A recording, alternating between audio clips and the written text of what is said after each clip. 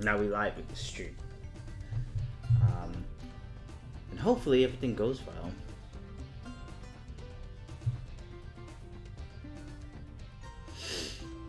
Now that I set up Restream, I am streaming on Facebook, Facebook, Twitch, and Picardo TV.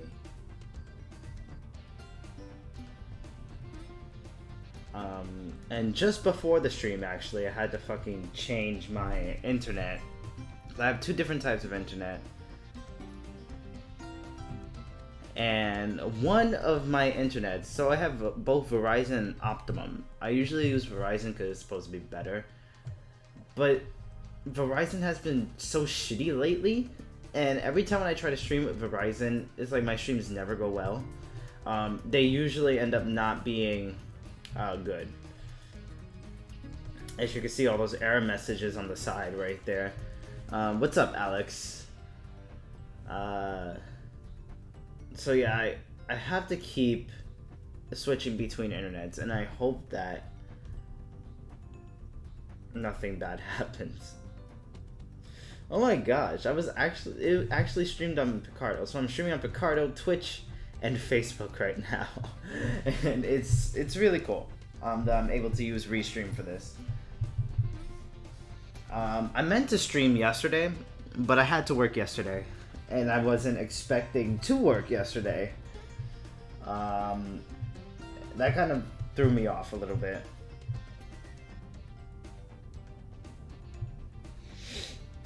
So, my new plan for today, like, I didn't even know what to stream today, seriously. I wasn't even going to stream today. But I figured I have to keep up with my weekly schedule.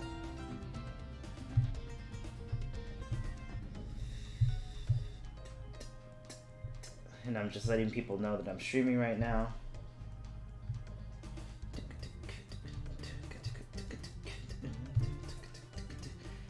And I really hope you guys enjoy the Spyro music.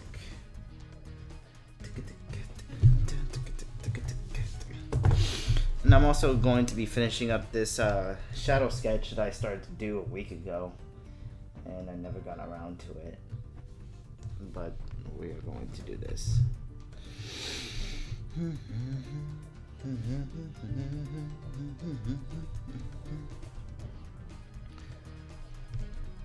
But next Saturday I'm not working, but I don't know if I'm going to stream this week. I'm probably going to stream in the middle of the week because I am planning to go to the Sonic and Sega Fan Jam this weekend at Savannah. And I'm only going to be staying there for a day because I didn't feel like taking a vacation. Just because it's the holiday season and I've already saved up, you know, for the holiday season. I didn't save up for this trip. And then the week after, I might be going to the New York Anime Festival, which should be fun and exciting. So I will see if I can get a stream going and maybe take a video there. I definitely want to take a video of me at the Fan Jam and post it on this channel. And I got my matcha right next to me, which is going to keep me alive throughout this live stream. Oh yeah, I heard how tired you was on Rotolice's stream, Alex. You need to get some rest, my man. Or sometimes, you know, caffeine is your best friend if you don't want to rest. And eating plenty of carbs and sugars will definitely keep you going.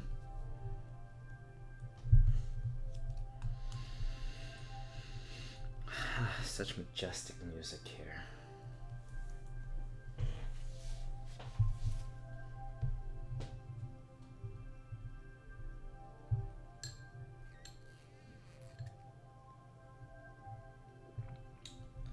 So, if it did stream on Picardo and Twitch, you know, I don't really know how to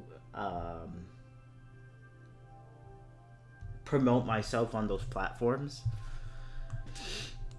So, I don't expect to get any viewers out of them. Maybe, like, somebody popping in. Maybe they'll enjoy the stream.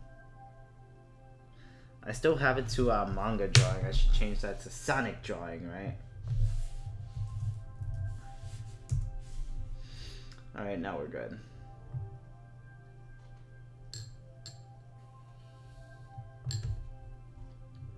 As I do some Sonic work. Yeah, I'm not good with changing descriptions. As you could tell by my many failed attempts in Sonic Legacy. I wanted to stream on the Legacy channel today, but I didn't want streaming problems to happen. Like they always somehow manage to do, because every time when I want to stream on the Legacy channel, my stream just cuts out for some strange reason.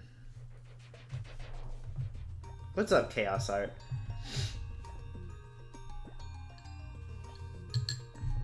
But luckily this coming week my work schedule is pretty much closing, so it's from 12 to 7 is when I work, Monday through Thursday. And I really fucking hate the closing shift because you have to clean everybody's mess, but at least it'll give me a chance to wake up early. I'm planning to wake up at 5 or 6 o'clock in the morning every day this week so I can get some work done. And I really hope with this extra hour of sleep that we recently got, I'll be energized enough for that. And then I have to prepare for my flight, which is not going to be so bad because Savannah is still Eastern Standard Time.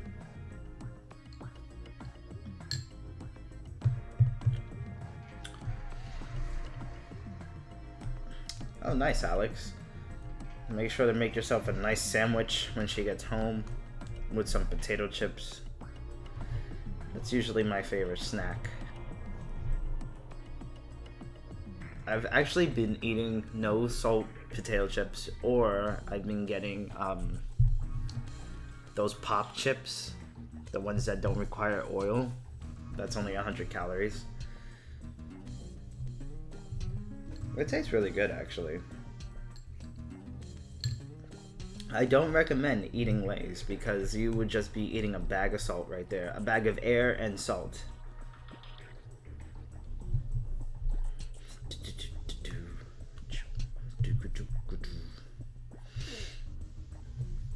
Shadow's like, he has my damn 4th Chaos Emerald.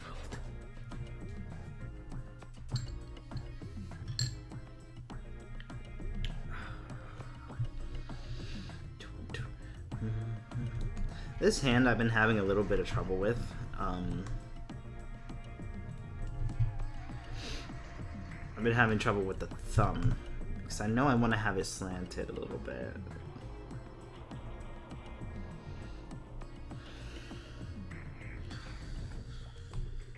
And I'm going to try to use my own hand as reference.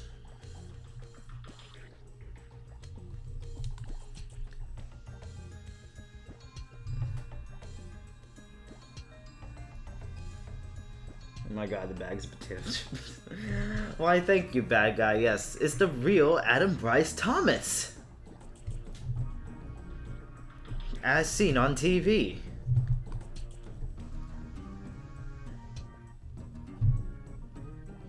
Luckily, I'm going to meet Adam, Tracy, and I think David is going to be there at the Fan Jam this weekend. I'm not sure. I know he just got back from another Comic-Con. So he might be feeling a little bit fatigued. But I'm definitely going to see Adam and Tracy over there. I'm not sure about Ian Flynn. I don't think so because he's all the way in Canada. But I am going to take some drawings over there. You know, I'm not really going to show anybody it because I don't want to be that person that just goes to those conventions to show off my work. Everybody is just going to go there to have fun, I think. And I don't really want to make that trip business related if nobody else is going to. Because then I'll be ruining, you know, everybody's fun. Because I'm trying to make it into IDW as a Sonic artist. And I don't want to ruin everybody's fun. You know, I want everybody just to have fun, play some video games, talk about Sonic. I don't really want to bring up the fact that, hey, I'm trying to make it into IDW. What do you think about this? You know, I don't want to be annoying.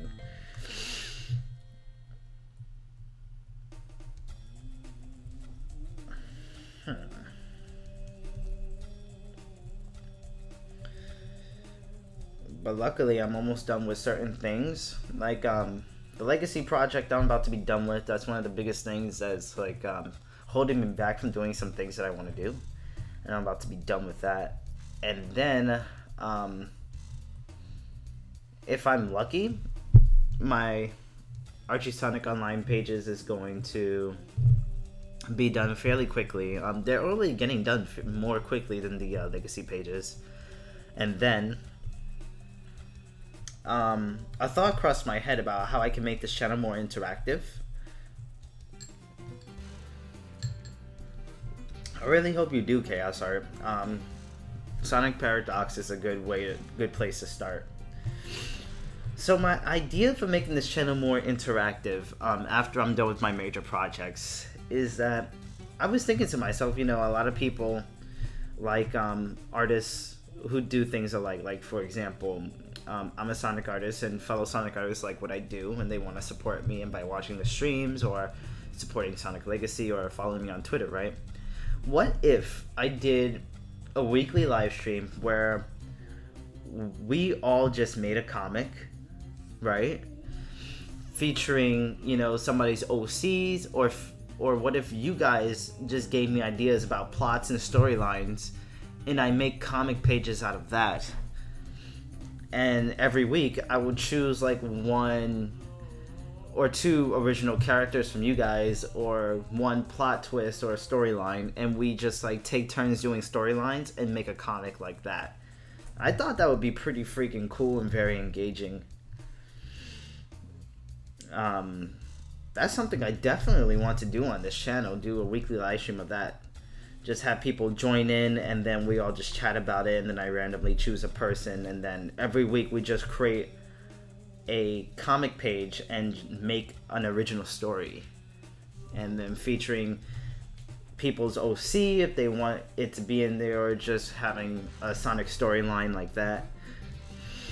It's easier doing something like that than getting a team to do a comic project, I feel like, if we're just like fucking around and having fun with it, and not really having so much stipulations.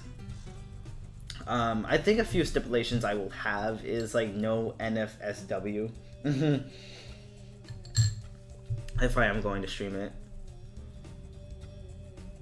Oh yeah, definitely swing it by my way. But I'm planning, like, I'm gonna do a poll on Twitter, and if I get enough traction on there, like if a lot of people like the idea, then I will run it once and see how it does, and then we'll go from there.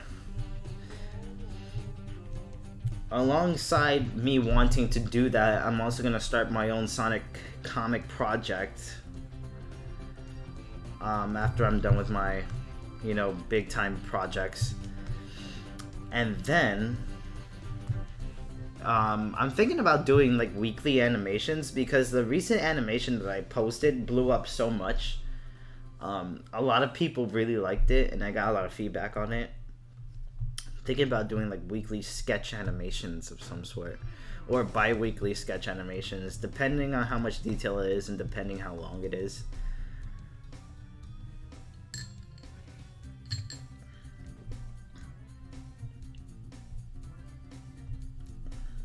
I think that would be a pretty cool idea. So my channel mostly consists of, you know, the comics, making comics, and animation, and maybe some mild voice acting. I still want to do reviews when I get money to do reviews. Hopefully if I blow up enough on YouTube, I'll make money.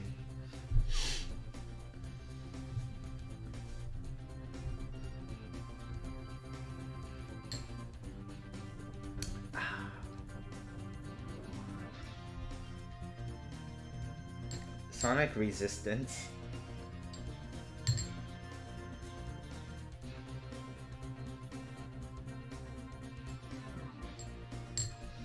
I want to hear everybody's impression of Sonic.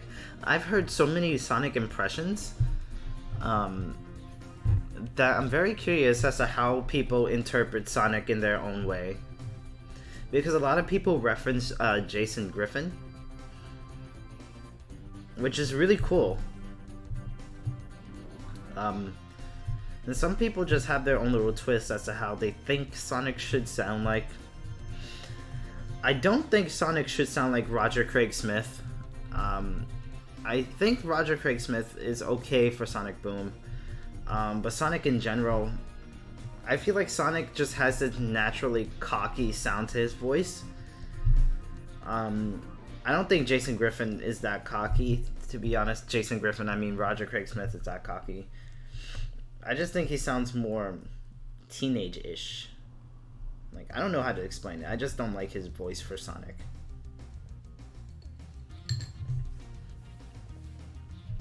But Jason Griffin, he was a really cool Sonic, don't get me wrong. That guy was really cool.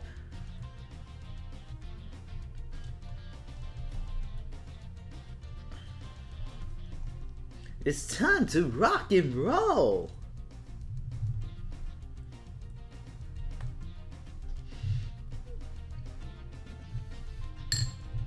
Interesting, interesting, interesting. What I'm doing here.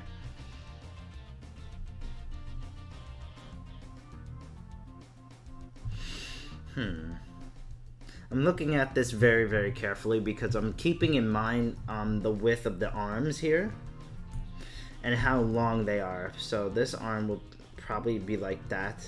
So I'm probably, yeah. So let me do something here.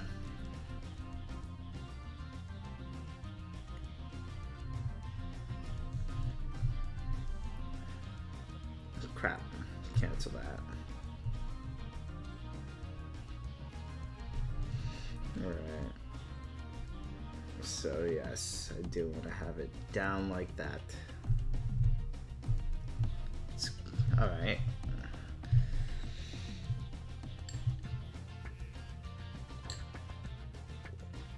I don't feel it's right to do nonsense. Do your story, man.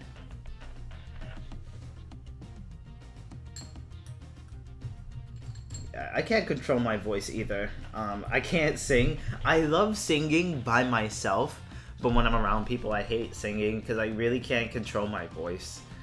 I can't control how deep it goes, and I can't control how high it can go.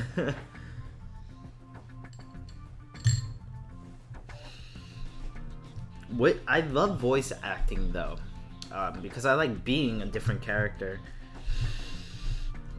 And I used to voice act a lot, but I stopped doing it now, and I want to pick back up on it.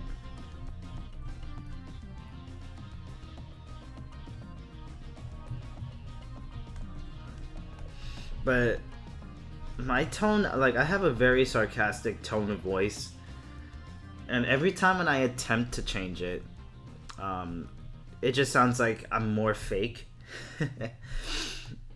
And I don't mean to be. Like, I don't know, I just have a natural asshole-ish tone of voice.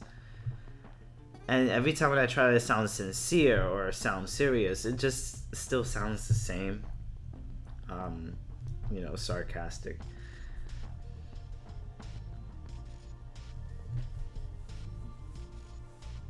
Sometimes I mean to sound sarcastic. But most of the time I'm just naturally talking, and then people just think I'm sarcastic.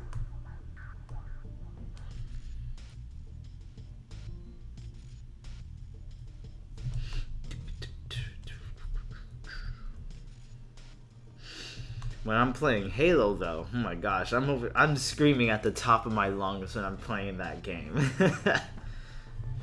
That game just makes me rage so much, but it makes me rage in a good way. Because I'm not thinking about comics, I'm not thinking about work, and I really love playing video games, just because it gives me a set amount of time to reset myself, come back to whatever I'm doing, with a different light, different point of view.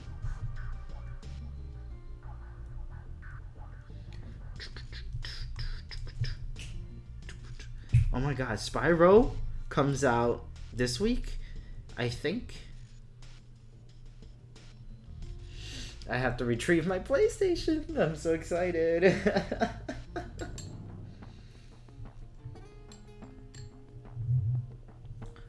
Let me see, let me catch up to this chat.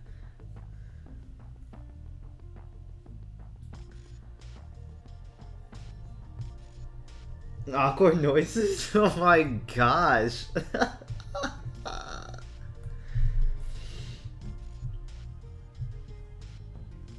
What is a GC? On Instagram. I don't know what a GC is.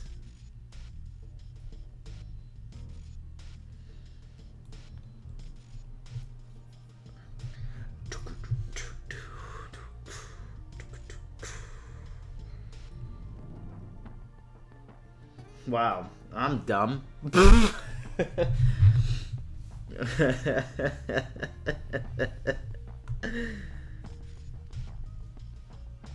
Yeah, you can add me in a group chat, I don't mind. You know how many group chats I'm in, just in general? I get so many messages a day from different people. And sometimes I look at the messages and then I don't respond. I don't mean to be mean. It's like sometimes I will be doing something at that moment. And then I have a short-term memory. A lot of people don't know this on the internet, but in real life, I have a short-term memory. Like, I don't even listen to my girlfriend.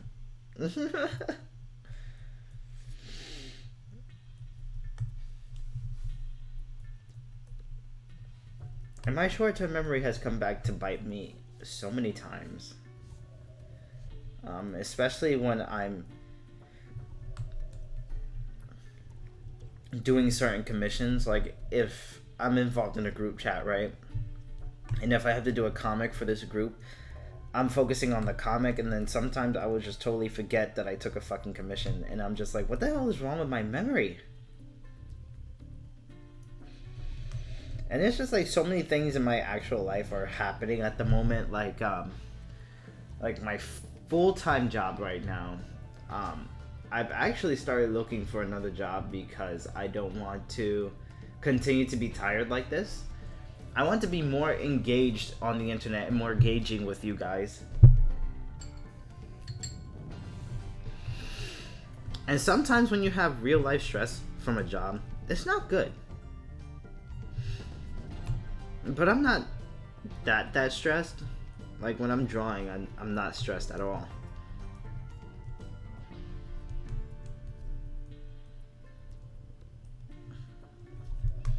Or when I'm just sitting in my room, no stress.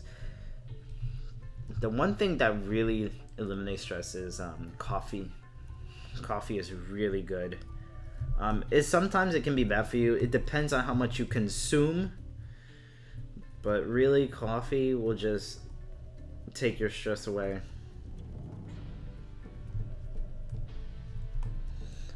Or listening to some calming video game music like this. Like Spyro. Oh my gosh.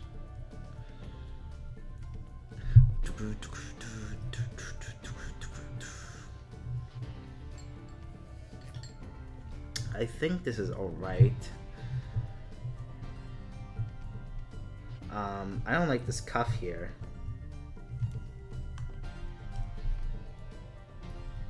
So we will change that.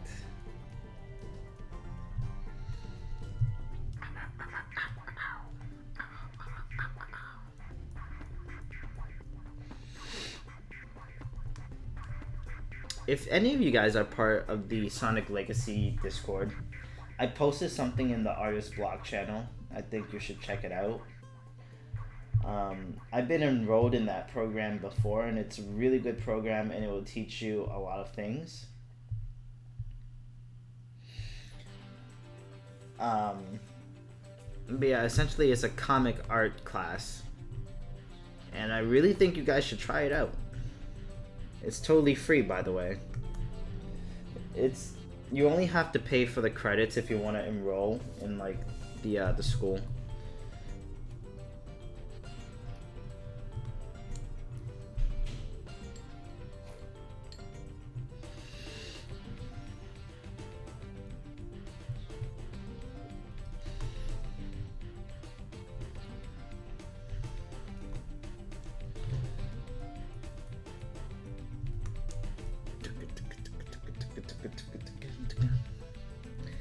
Oh, Shadow, you are one sexy hedgehog.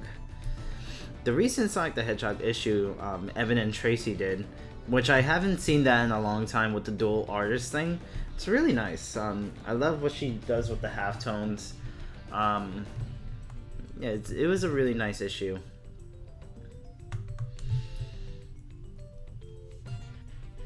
One of these days, you guys are going to see my name in the IDW comics. And when that day happens, I'm going to be so freaking happy.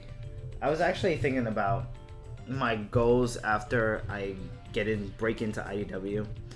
I actually don't know, because that's like one of the only goals I see is just breaking into IDW.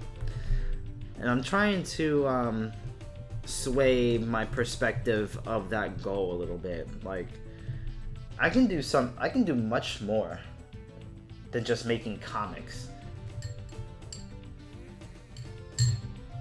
You know, I can do animations, I can do concept art, I can do illustrations. Which is why I've decided to go with some of these Discord groups that include video games. Because I do want to see my name in a video game, even if it's just an indie video game. Having that kind of experience definitely helps me out when I am looking for a job. I was talking to somebody the other day, and they told me that people will rather hire you for experience rather than education. Even though a lot of jobs require you have a certain education, if you have experience, they will want you more because you know how to work in a group, you possibly know how to work independently, and yeah.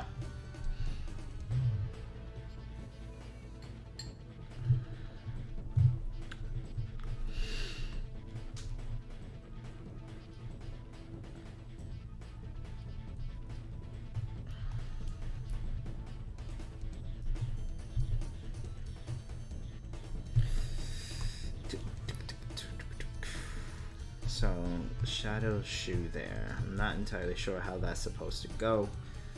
So we will look up some references right now on the Sketchfab app. Sketchfab is a great app. I'm not sponsored by them, but people upload their 3D models. And this is good for searching up, you know, Sonic the Hedgehog models to reference.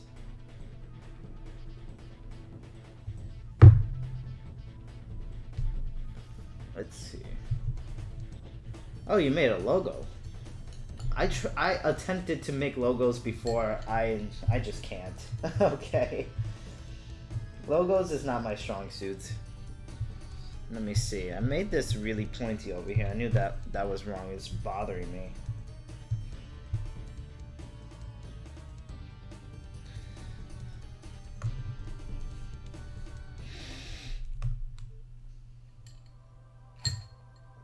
Oh yeah, send me them over Discord, Alex.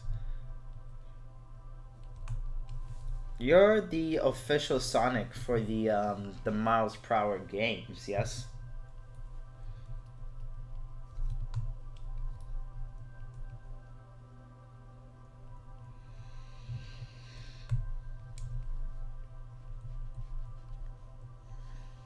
Okay, this is good. Yes, and then it arches a little bit here. I'm gonna change certain things, like this line is crazy.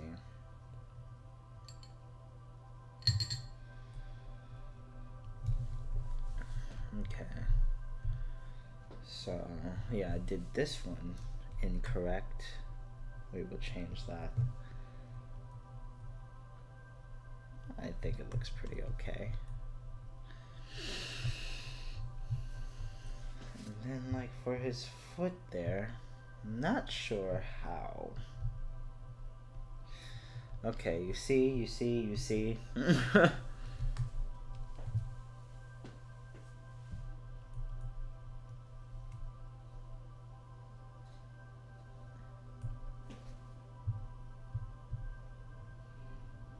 But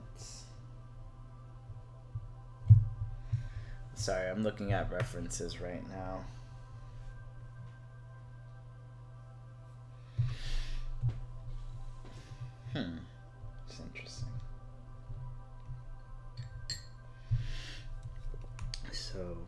Let me make this line a little bit thicker here.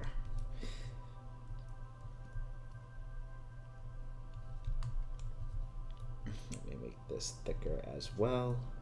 Loop that around. I'm also using a different pencil. It's called the Real Pencil in Clip Studio Paint.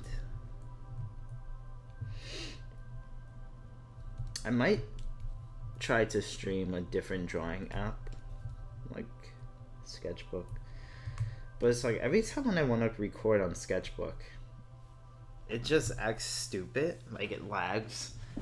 I don't think they've updated that app in a long time. Sketchbook is great for like concept and design stuff, but when it comes to other things, it's really not good.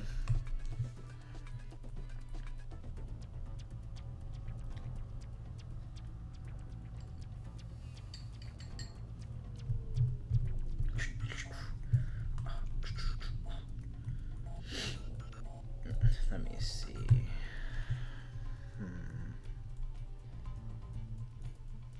I think I'm actually gonna stay up pretty late today just because I don't have to go in early to work tomorrow.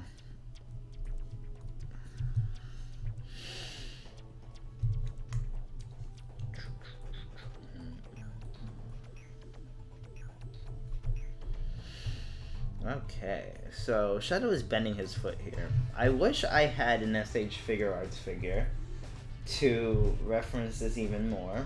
That would be so helpful.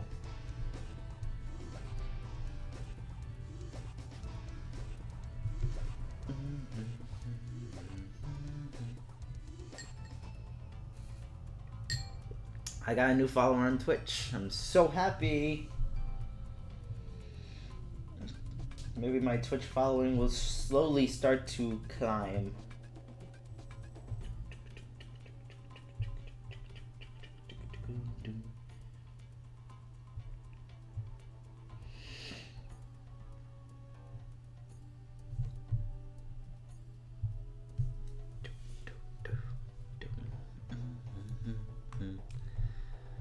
Let me see. And I do want to make the rings, you know, the same, symmetrical. Let me see the back of his shoe here. Okay, so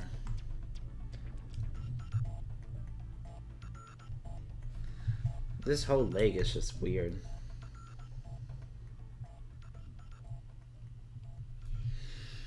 So he's bending like this, and then his foot is gonna go like that.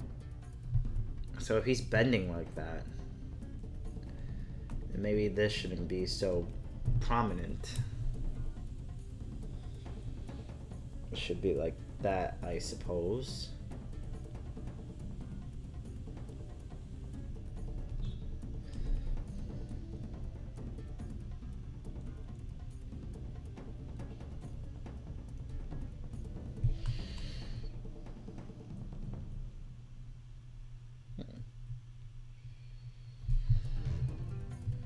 I guess.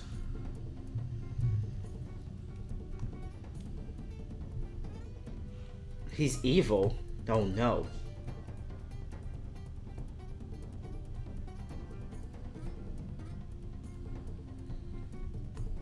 Evil is such a strong word. We can just say simply misunderstood.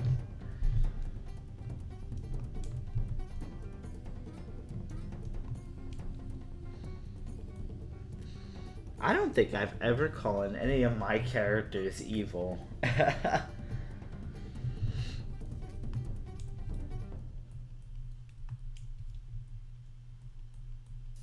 I say that my characters have evil intentions.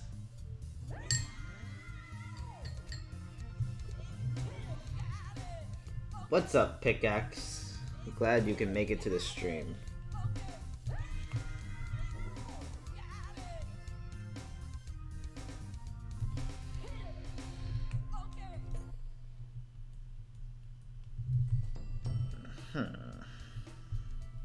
Still trying to fix his cuff here.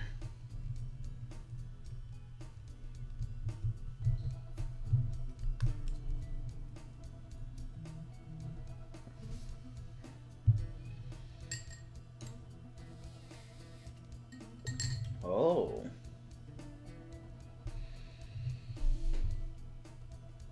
This looks like this looks like it could be a cover, actually.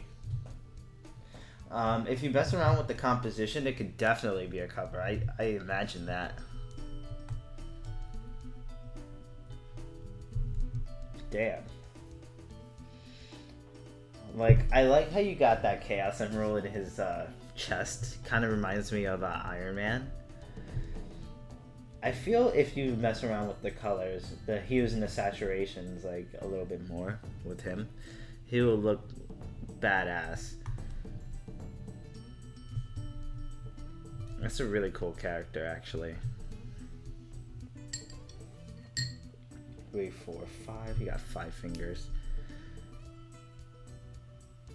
Sonic looks really cool too. I love that 3-quill Sonic X.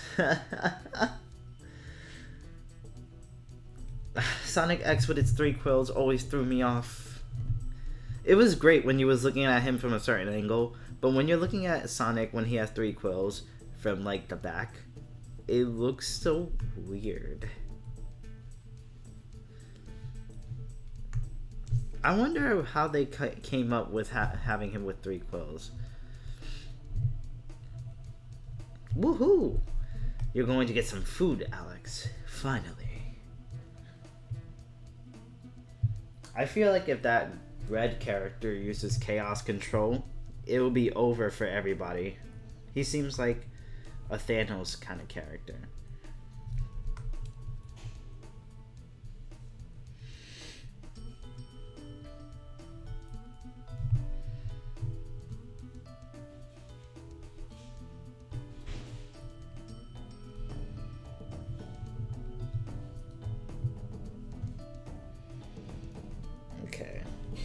So since he doesn't really have that kind of foot structure, with Shadow, his shoes are so weird and complicated. I can't stand them. Negative Chaos Emerald. Oh my god. You know, the Black Star Dragon Balls immediately popped in my head. I'm mad how that hasn't been a thing yet in the Sonic series, like negative Chaos Emeralds or black Chaos Emeralds or something. I know they was prominent in Sonic X, I believe, with the fake Chaos Emeralds. I wish the Sonic games would just capitalize on what Sonic X and the Meta-X Saga had, because that saga was really, really good. With the exception of, I didn't really like Tails and Cosmo's relationship, but, you know, the whole concept of the Meta-X and, you know, the Chaos Emeralds and looking at it from a different perspective rather than the Echidnas are always taking over, it's like, that is really cool.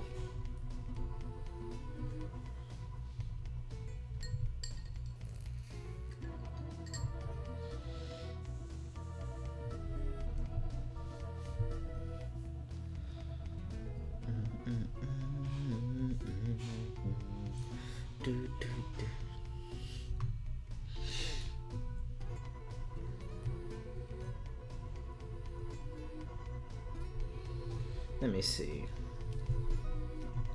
Okay. Still taking his shoes from reference here. I hope I'm drawing it right.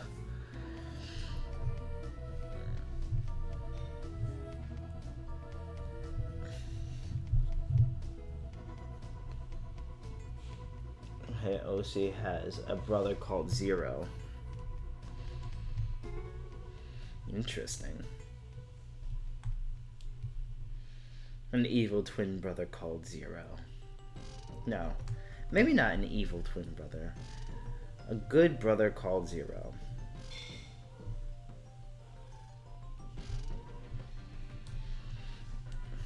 What if... Huh. Now I'm getting a little bit of a Naruto concept here, like, damn, the Sage of Six Paths, how he had those 2 sons and whatever.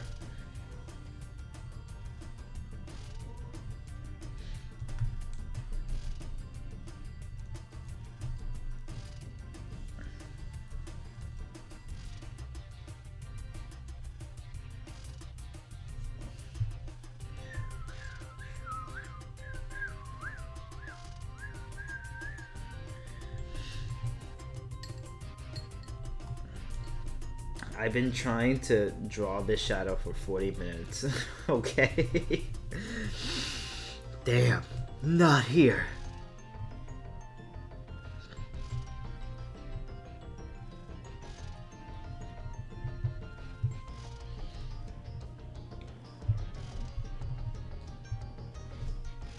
I'm starting to understand why a lot of amateur Sonic artists do not draw shadow. Because of the shoes. Let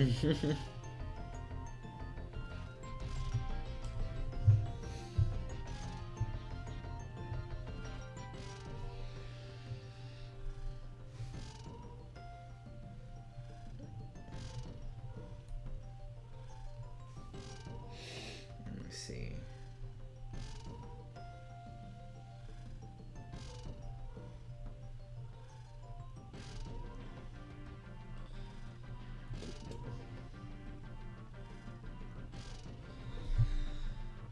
Interesting.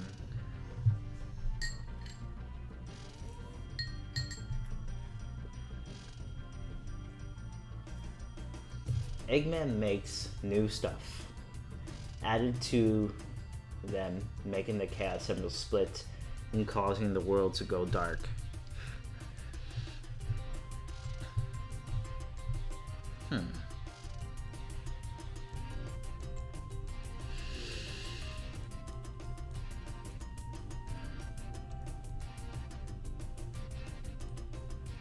Causing the world to go dark from the chaos energy that is released, I'm assuming, because maybe what if Eggman was trying to get the chaos emerald, the chaos energy from the chaos emeralds?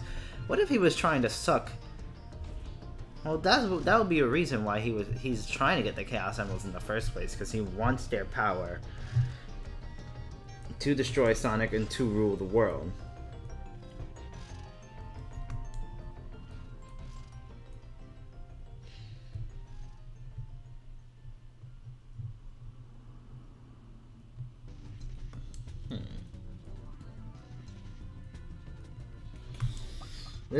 This is going to be one level I'm not excited for in the Reignited trilogy.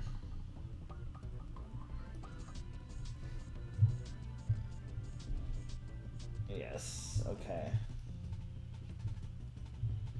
So Shadow does have these red tattoos on the side of his arms and legs.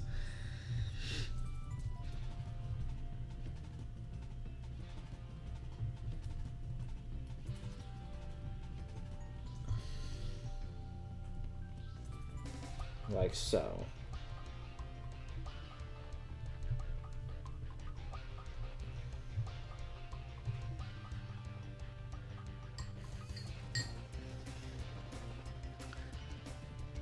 See ya.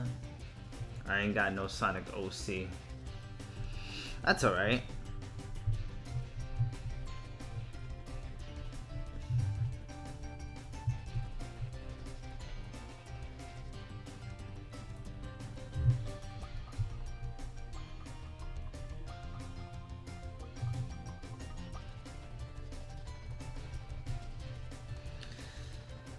Shadow.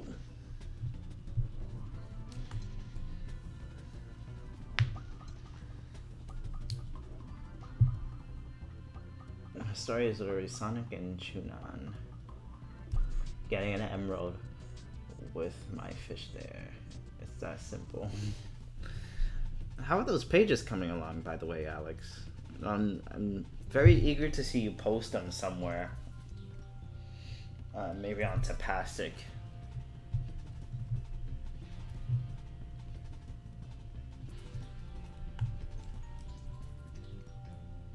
They don't even have to be in full color. They could just be a nice, simple, you know, sketch-like comic. Take Kimmy, for example.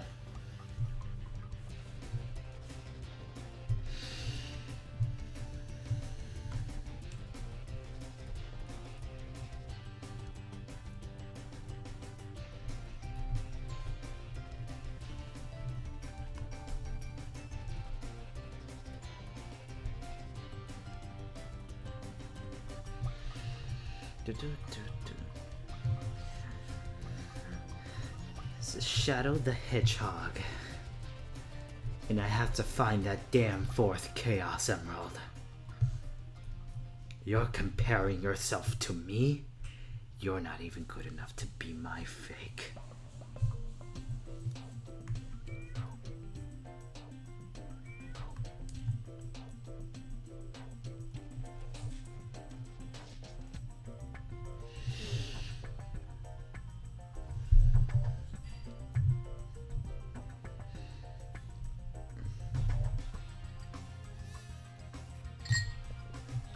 Nice, man. I'm really excited to see your comic just take off.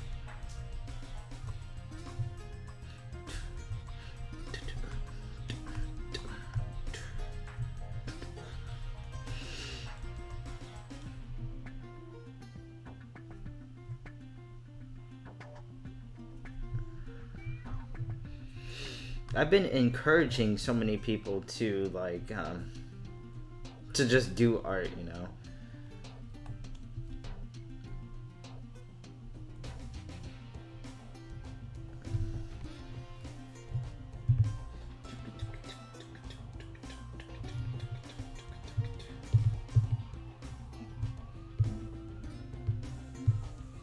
I feel when people see more mature artists, they get very intimidated and they don't want to draw anymore. That happens to a lot of people. I guess that you could say that would happen to me with voice acting, but it's like I'm not that passionate about voice acting. If you're passionate about drawing, that's a different story.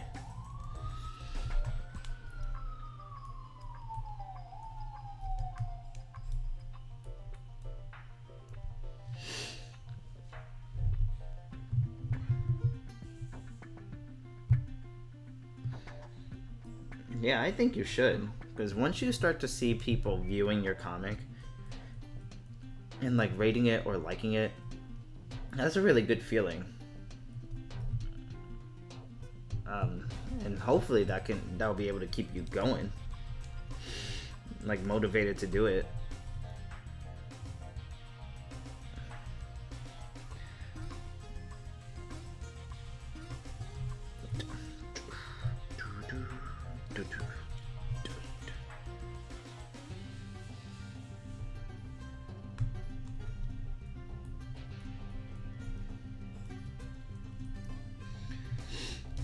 I think you should start a comic pickaxe. Actually, if you look in the Legacy Discord, I posted something in the Artist Block channel.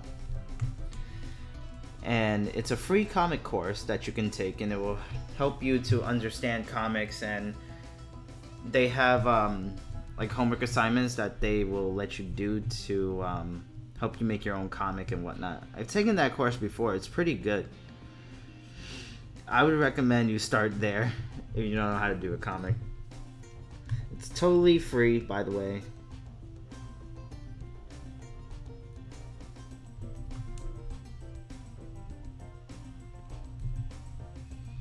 This is Shadow the Hedgehog.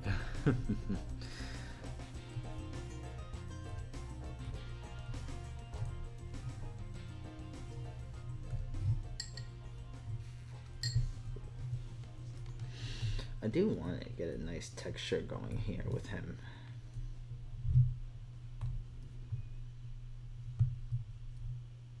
Maybe not too texturized, but textured enough.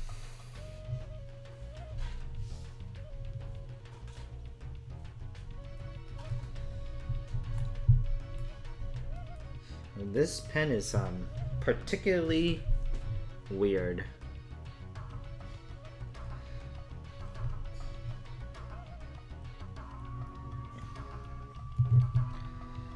I don't think I'm gonna use this pen. Let me see, what other pens do I have? Oof, what is that? Ah, the real G pen. I haven't used that one in a while.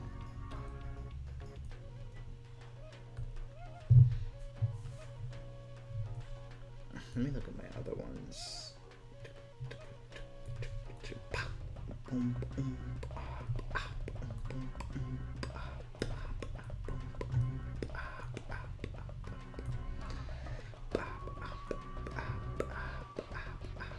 Coins.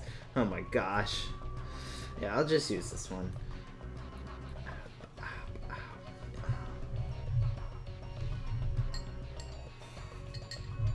Free is good, especially when you don't have a job or your job doesn't pay enough. Not that thick.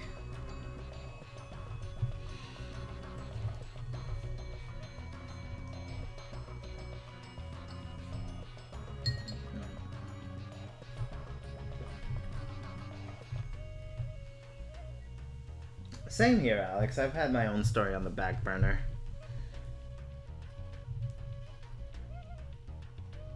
I'm going to pick it up soon. Hopefully the start of next year. Because I'm planning on publishing, self-publishing my own books. You know, it's difficult getting your indie stuff out there. But before I even restart my own individual project, I'm trying to build a name for myself, which is why I'm taking on all these people's other projects, you know. So everybody can know who I am, build a little fan base, and then if you build a fan base and people like you and your personality, that could lead to them possibly purchasing what you create.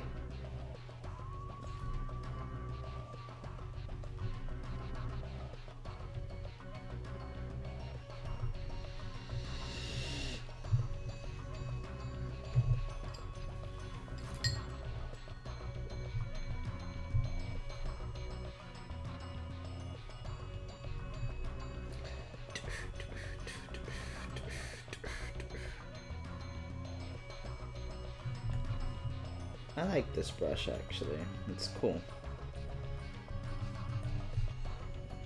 It gives the lines just a slight bit of texture. So that's the real G Pen, and then the actual G Pen on the program looks like that. I don't think this replicates the real G Pen.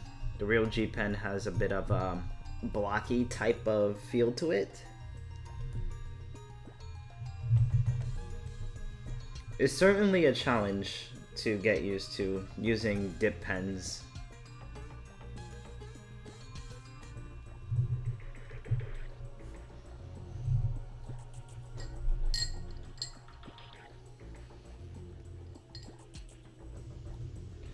Calligraphy is, look, has their own style in terms of art. That would be interesting.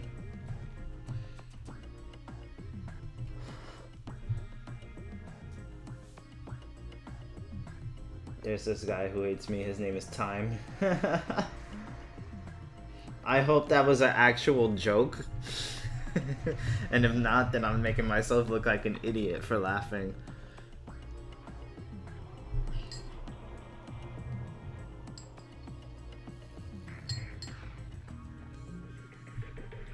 How can people not work with them? Let me see them.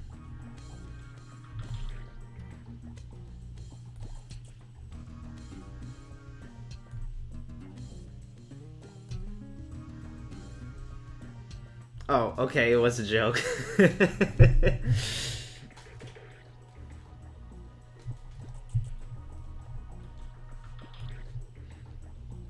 Time is not your friend. If time was your friend, nobody would die.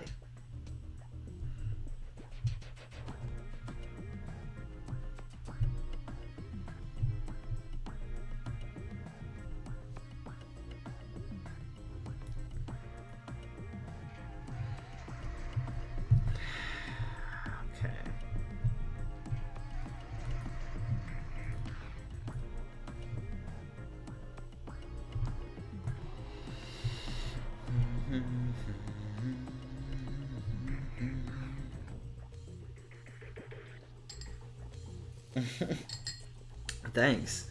That's not the first time somebody has said that my words are very wise. A lot of people have told me that I have an old soul.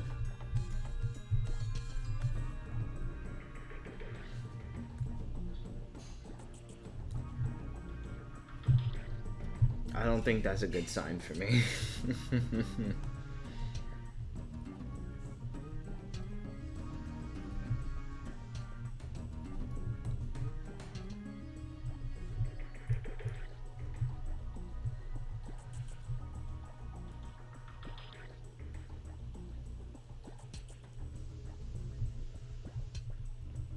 Shadow the Hedgehog. I always do this when I'm drawing Shadow. I just have to say his name.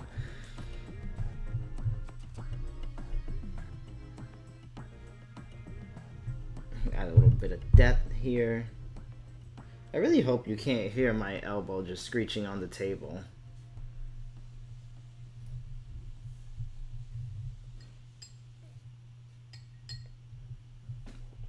Oh my gosh. Yes. I would have any old school council, to be honest.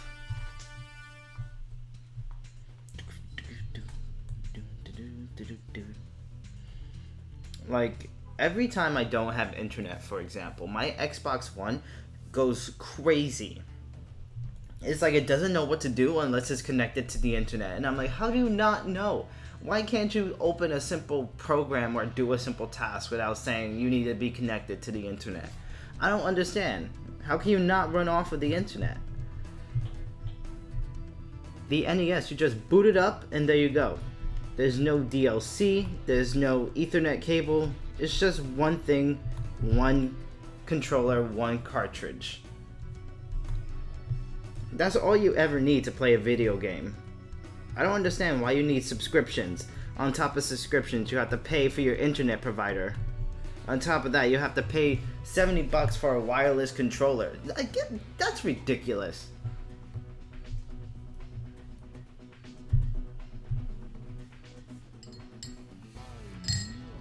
And shame on PlayStation for making the PlayStation Classic and charging $100 for it without an AC adapter. Shame on them. It only comes with 20 games. Are you out of your righteous mind?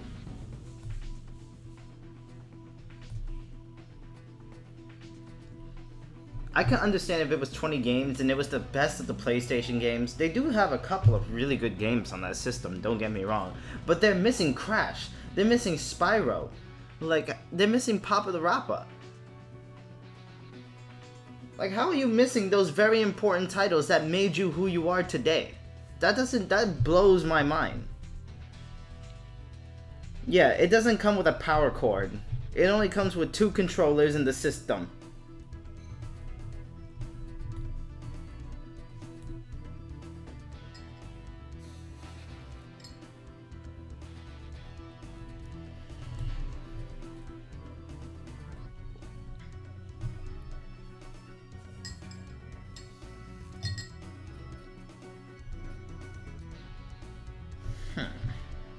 This is weird a little bit.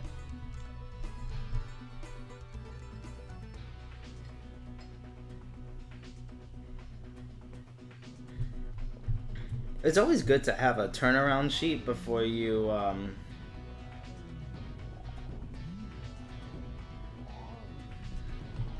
start doing something.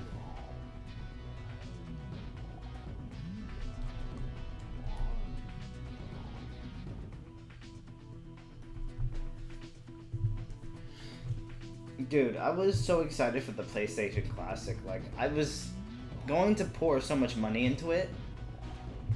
Like, I didn't care how much it cost at the time, right? Then I realized it only came with 20 games. I'm like, okay, maybe this will be good. And then when I realized that it didn't come with, you know, the big name PlayStation titles, I was a little taken aback. And then when they announced that it didn't come with a power cable, I'm just like, you know, I want to get it for nostalgia purposes, but I don't want to drop $100 on it. When the N64 Classic comes out, it's definitely going to be $100 or more. Or $90 bet. And I don't know if it's going to come with 2 controllers. Because, like, the N64 controller is so huge, and You know, I'm pretty sure they are going to dump so much memory on that tiny little system, because Ocarina of Time and Super Mario 64 are already like very huge games, I would consider.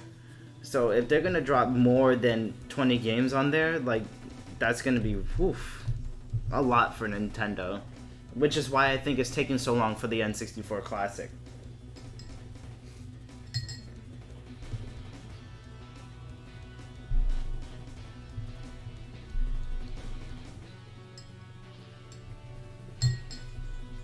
They definitely did rush, and everybody just knew it was a knockoff,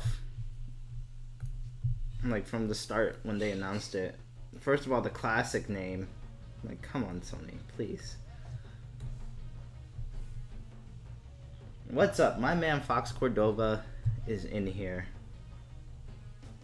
Welcome him to the stream.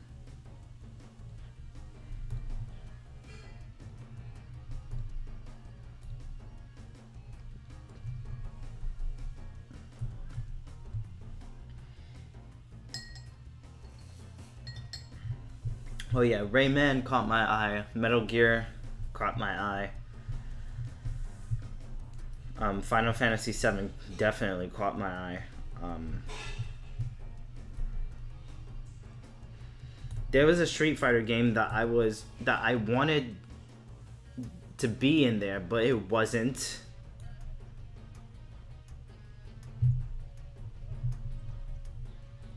Which was very disappointing.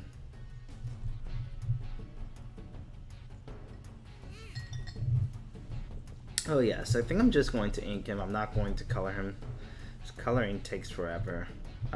Inking him is already taking forever. I mean, it's already been an hour and I'm just inking him? Like, this is embarrassing.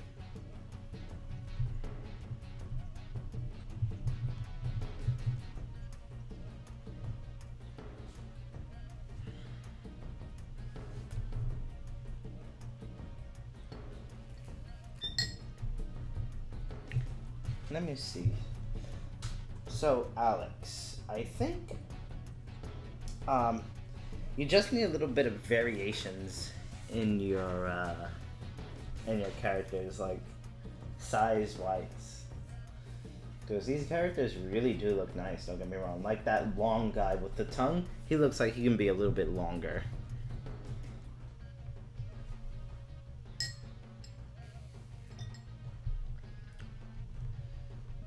Yeah, I guess. I mean, I like puzzle games.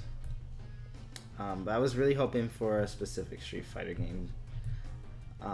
I think Tomb Raider is on there, I think.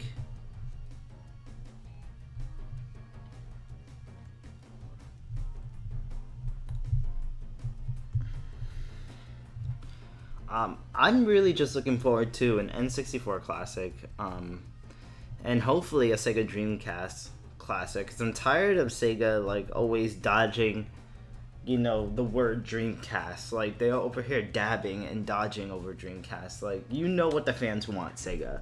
We want a Sega Dreamcast Classic. We want Sega Dreamcast games on the Nintendo Switch. What are you doing? Why do you keep reselling Sonic 1? Come on! Everybody has Sonic 1 already. We need Sonic Adventure HD Remake, or at least the director's cut on the Switch.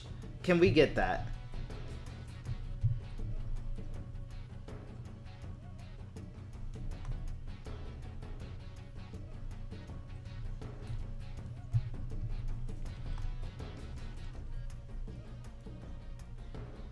And Sony, I would like a new Papa the Rappa game.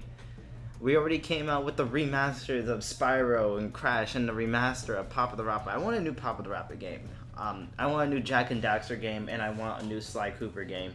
Definitely.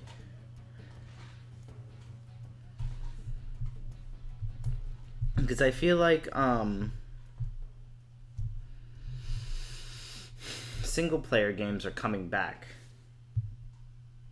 And everybody's preferring single player games to multiplayer games now. Like The Legend of Zelda Breath of the Wild was very successful Super Mario Odyssey was just as successful.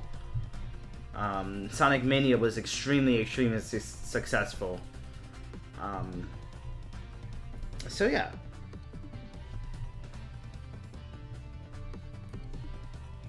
I feel like there's a higher demand now for classic style single player games.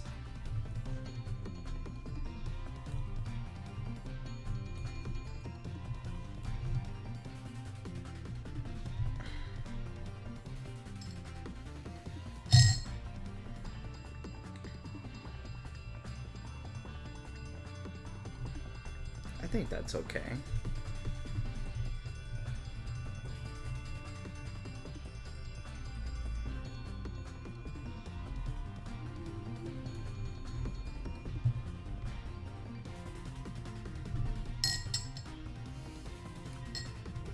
I wouldn't mind a new Full Metal Alchemist game. I think now that the series has ended, they need to, they definitely need to make a new game, because a lot of Dragon Ball Z games profited off of Dragon Ball Z after it had finished. Then we didn't get any type of Dragon Ball Z content for a long time, but the video games were still very popular.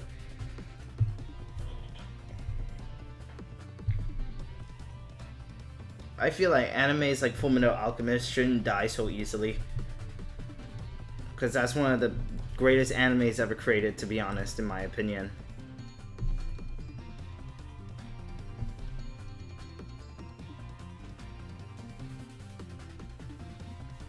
Yes, man. I used to play the heck out of Sly Cooper back in the day. My childhood was built upon platformers.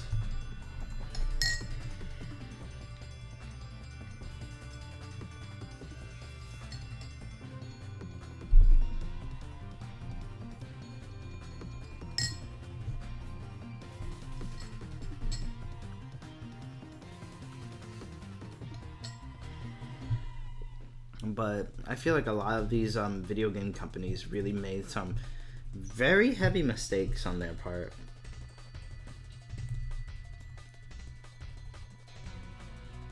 Because, like, you know, when video games start, they usually have a trilogy. After that trilogy, the video games just stop becoming good. Why is that? You know, it doesn't make any sense. Like, take the Spyro and Crash series, for example. The trilogy was amazing. Halo, the trilogy was amazing. After that, it's like everything just starts to go downhill. That's not what I want out of a video game. I don't want the first 3 games to be good and then the rest of the games to be bad.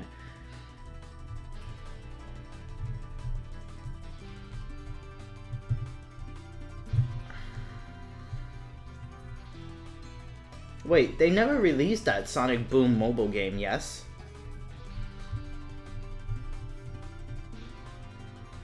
Or are you talking about Sonic Dash 2 featuring Sonic Boom?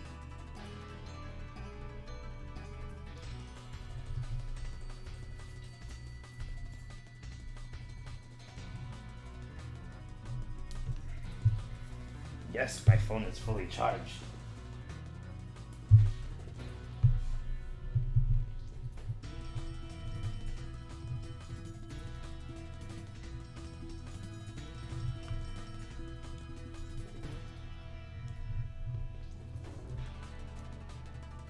Okay, so I'm going back in, adding some line weights. The key to inking is that if there is going to be a shadow, typically that part is going to be darker in terms of line. And you really want to get some depth going on here. That's how you make an image very compelling with line weights. Oh, yes. You know, I hope the Sonic Boom TV series will come back with better jokes. And hopefully I'm not really too keen about the 3D animating style. I would really like a 2D style for these type of shows. Like, I'm so tired of seeing 3D animation when it comes to cartoons. Like, some cartoons, it definitely works. But it's like Mega Man and Sonic, it does not work. That Mega Man cartoon, by the way, it did very poorly on Cartoon Network after a while, and now they're only doing it online. It's usually not a good sign when they have to pull it off of the network like that.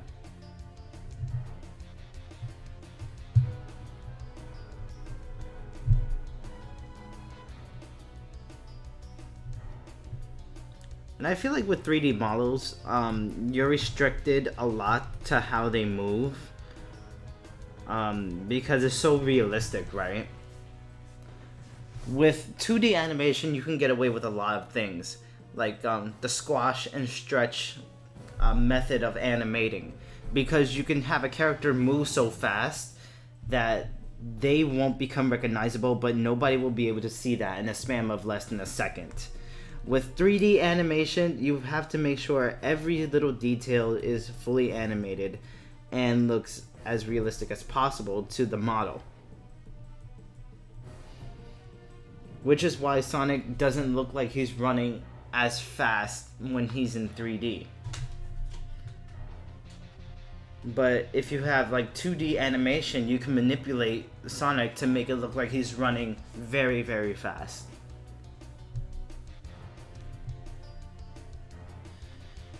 Dude, Mega Man 11 is announced, and it's like everybody is hyped for it. Everybody was on the hype train for Mega Man 11. You got Capcom like releasing these 30th edition things, and then you have this cartoon that was announced, and everybody was hyped for it.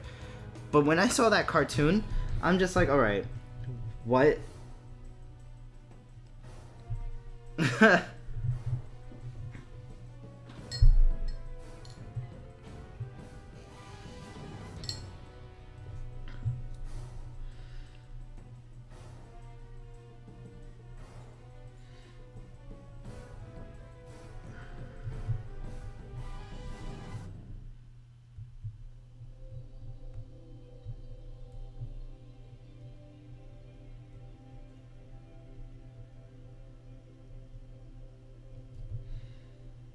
Oh yeah, Shadow.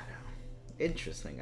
I didn't really do research on the Full Metal Alchemist games. They weren't that popular when I was growing up. A lot of anime games weren't that popular. Like, there was a lot of One Piece games that I remember. They weren't that popular.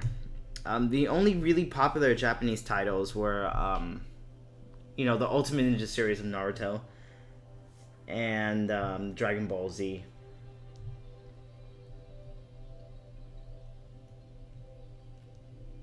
There was Dawn back in the day.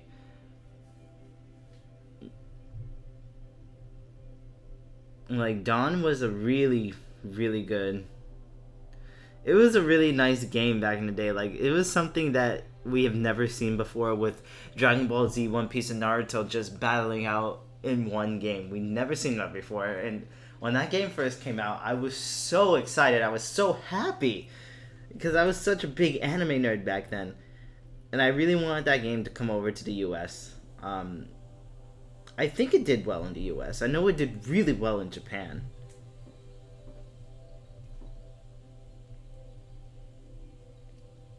And then that game eventually transitioned into Shonen Jump Stars or whatever.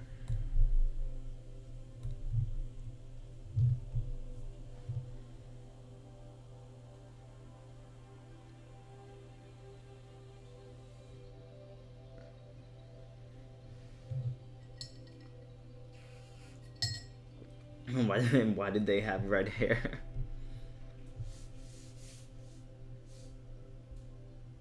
Yeah, I totally agree with you, Fox. And now that I'm understanding a lot more about animation, and like, animating is very, very difficult. 2D animation is very, very difficult, and you need a solid team in order to, you know, see eye to eye on a lot of things and make sure everything is smooth and whatever. I think that possibly CGI may be cheaper than doing 2D animations, Possibly. I don't know how is that possible. You would think CGI would be more expensive. But I think in the animation industry nowadays, I think people are demanding more of a higher pay. Because I don't think animators get a decent wage.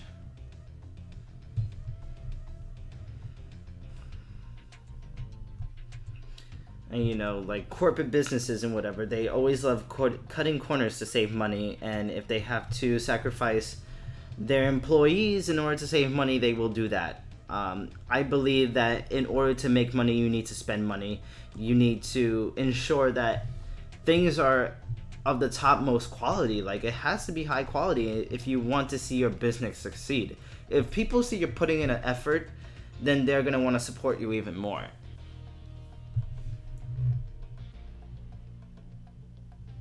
And I learned this from my own experience as well. Because I do not possess the skills to talk to people, right? A lot of business people can talk to people and they can sell really well. I don't possess that ability. I possess the ability of just paying attention and just knowing what has to be done and what needs to be done. Like, I'm not going to put out a product to sell if it's lackluster. You know, and a lot of businesses will do that because they are looking to make a penny at the end of the day. Making a profit is very important, don't get me wrong. But I think keeping integrity is more important than keeping a penny.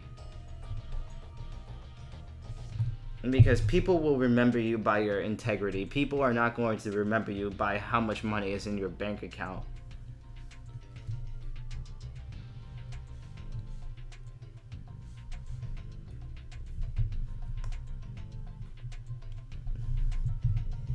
Bandai ruined anime games. Oh my god, that is savagery.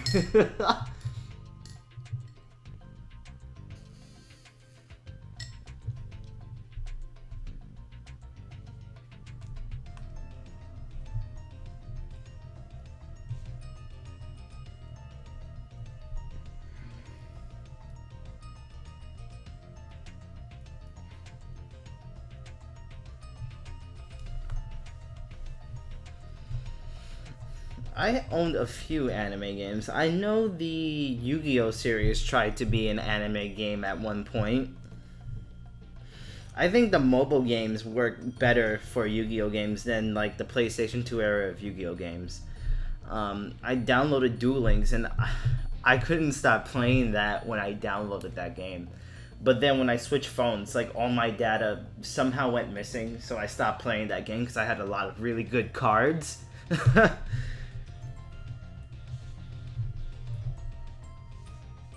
I don't know how the hell all of my data just somehow manages to corrupt just because I switched phones.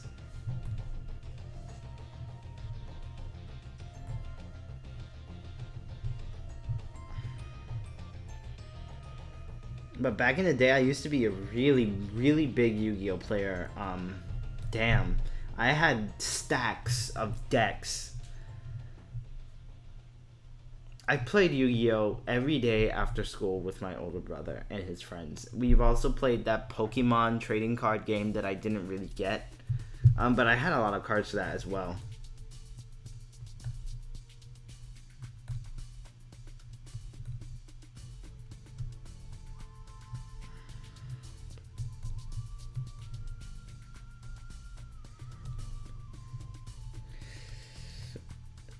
I feel like now that I'm inking this arm, I guess it's alright.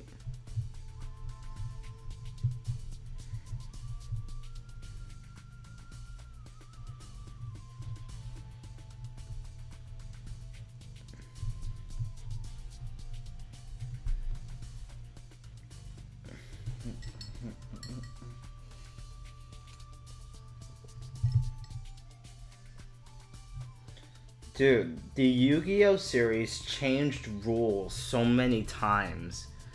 After Yu-Gi-Oh GX, no, during the middle of Yu-Gi-Oh GX, I couldn't play Yu-Gi-Oh anymore because the original rules that I grew up on, that I was breathing the original rules. Even to this day, I still go by the original Yu-Gi-Oh rules. I don't understand why there are so many cards that you can't use. There's so many stipulations to summon a freaking monster now. There is just too many things. There used to be spell cards. I don't think they're spell cards anymore. It's just magic and trap cards. And yeah, there is just so many things that they put in this game that just not, it doesn't make it fun anymore. It's not simple. And now they added something called synchro summoning. I have no idea about that.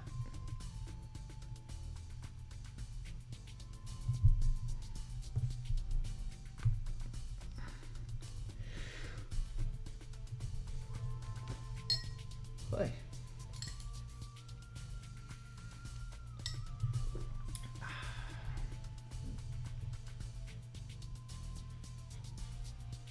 That's interesting.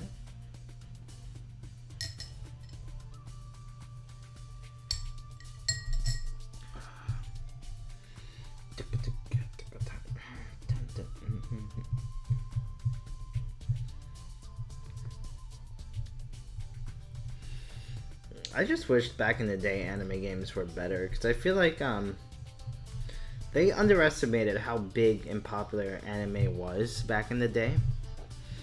I don't think anime really blew up, not until like the mid 2000s.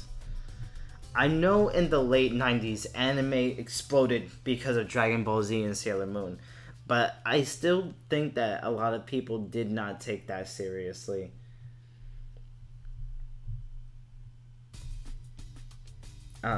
And thank God Cartoon Network made that happen.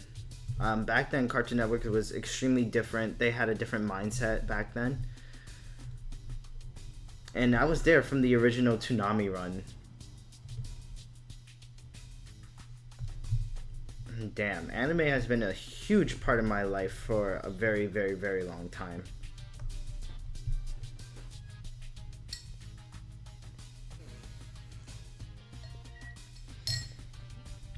People tell me My Hero Academia is good. I haven't watched it yet because everybody is watching it.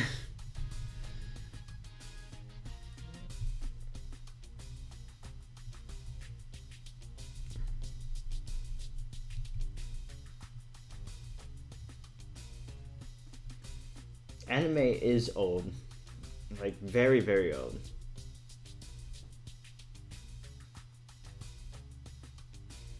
"5Ds. A lot of people hate that, but I watched the entirety of 5Ds. It starts out a little bit rocky, but oh my gosh, it's a cool concept. I really like it. I really love the main character, Yusei. That dude was extremely cool.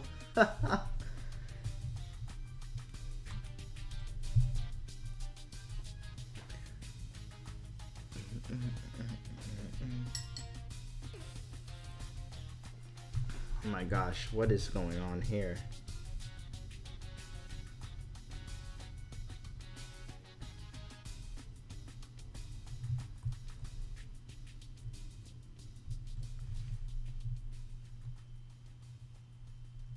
Okay.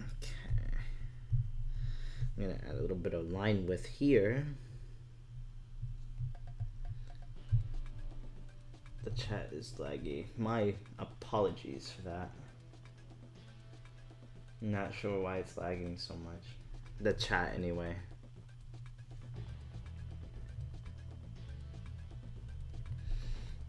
I have 3 different chats open, but I'm only getting comments from YouTube, so I'm not sure why it's lagging so much.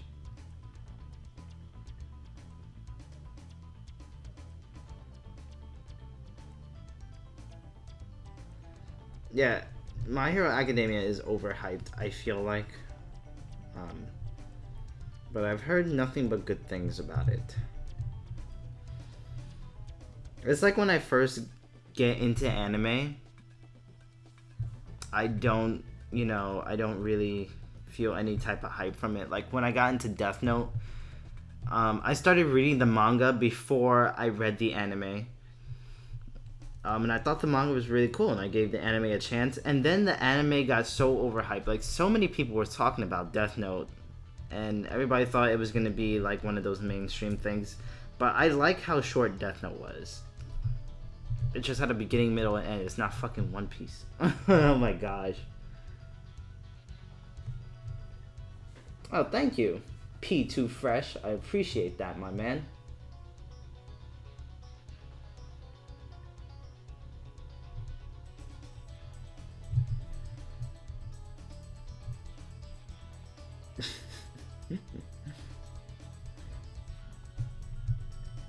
Let me see. There needs to be a little bit of shadow here. Shadow.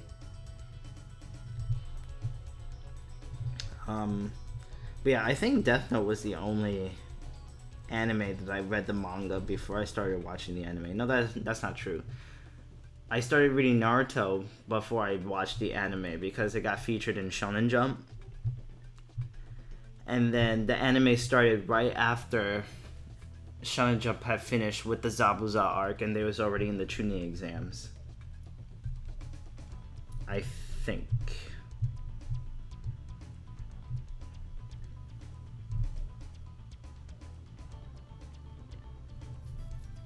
And I started watching Fairy Tail. I only watched the first season of Fairy Tail, and then I just couldn't take it anymore because there was just too many episodes. Like One Piece. One Piece I started, and I stayed with One Piece for about 9 or 10 seasons. I think it was 9 seasons. But, and then I started to read the manga for a little while, and then it just got too much. Too much things were happening at once. I was getting confused. I didn't know what the hell was happening. I love One Piece, but my vision of One Piece will always be the original. And I know that they had like a 2 or 3 year time skip or whatever, and Nami has boobs now. And I think Luffy just died. I don't know what's happening. Bleach is one of my favorite animes, alright?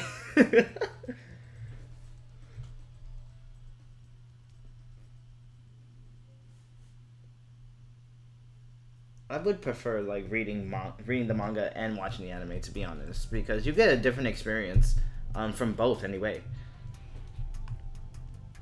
Yeah, Bleach. I've watched Bleach since the beginning.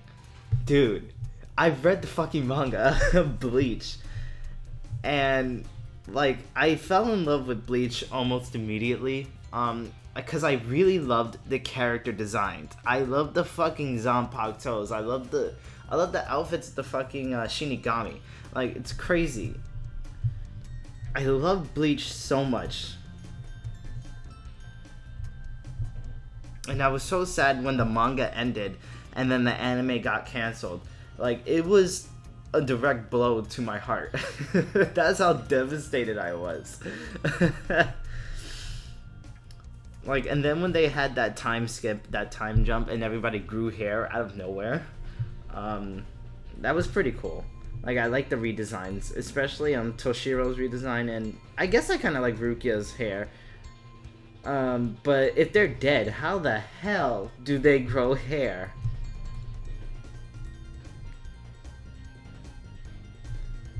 Dude, Bleach, man. Bleach.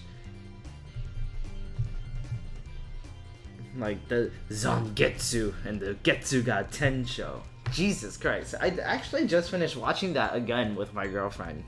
Because I wanted to get her into Bleach. And she really liked it, actually. She loved it.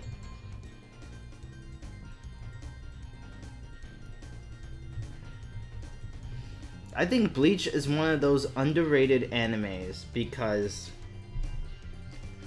I feel like Bleach was really in the shadow of One Piece and Naruto when it was blowing up. And now that Dragon Ball Z had came back, Bleach was just fading more and more. And then Fairy Tail started, and then you had these other animes coming into the light. Bleach was just fading, and nobody was caring about Bleach anymore. which was very sad. And Bleach still had a pretty strong fan base.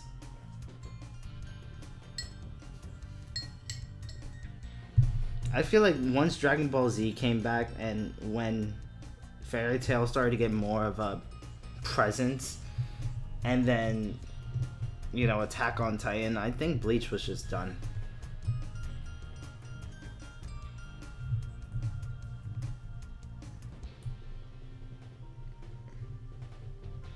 But it's severely underrated. Like, Bleach had a lot of really good styles. Like, if you look at the anime openings for Bleach, it has such unique art styles to that show that I've never seen before. And it's just so crazy to me how well this anime was composed and how different it was. And now that you look at anime today, most animes just seem so generic, and some animes like Dragon Ball Super are rushed with the animation. I feel like every single episode of Bleach was just fresh, very nice, very smooth animation, and it was clean.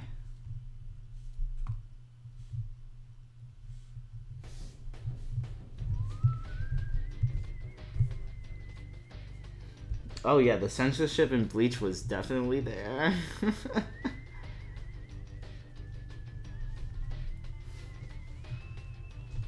When Dragon Ball Super first aired, or was first announced, I was, oh my god, I was so excited for that. And you know, I think my expectations back then was, you know, the classic 90s art style, but I knew it wasn't going to be like that. Because we had newer technology. I knew that we was going to get a Dragon Ball Z show that was going to be Kaioken times better than the original 90s run. That's what I had thought originally. Then when I started to watch the first couple of episodes of Super, I was extremely disappointed. I was extremely fucking disappointed just because the animation threw me off so much, and I wasn't expecting certain things to happen, like certain mistakes to happen, and I just wasn't expecting like for the show to look the way it did when it first aired, and it was extremely disappointing to a long-term fan. We just got done with the Battle of the Gods movie, and the animation looked very, very nice there. I just wanted Dragon Ball Z. I just wanted Dragon Ball Super to show these other animes what anime is about, and it wasn't fulfilling that. And that's what really threw me off.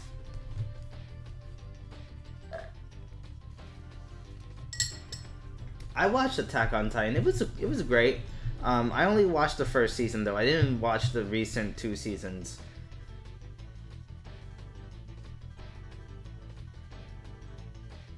Oh my god. I think Ultra Instinct is a cool concept.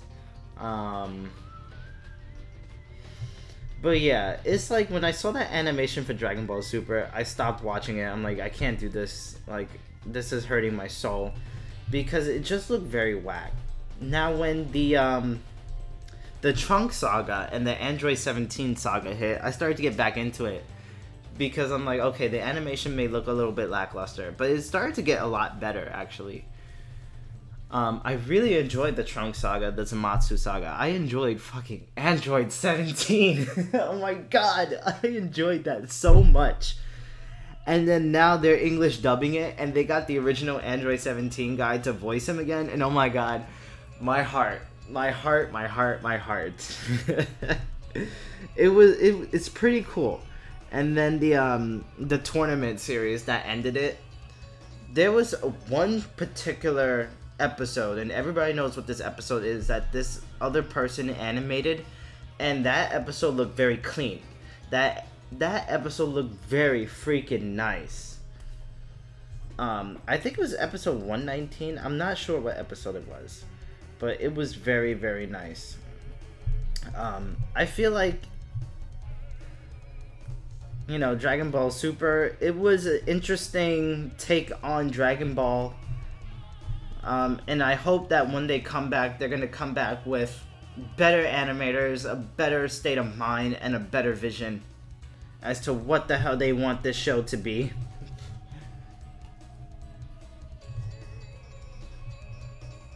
And I hope that they're not going to keep making these ridiculous transformations, because I don't think we need any more transformations to know that Goku is strong, you know?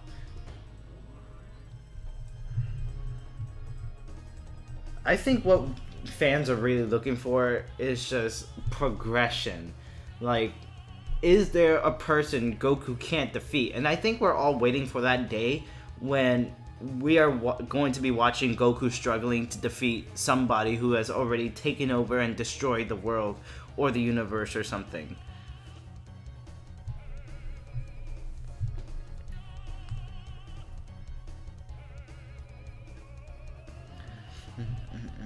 But I feel like with the Dragon Ball Super series, there's really no progression towards Goku becoming a better person.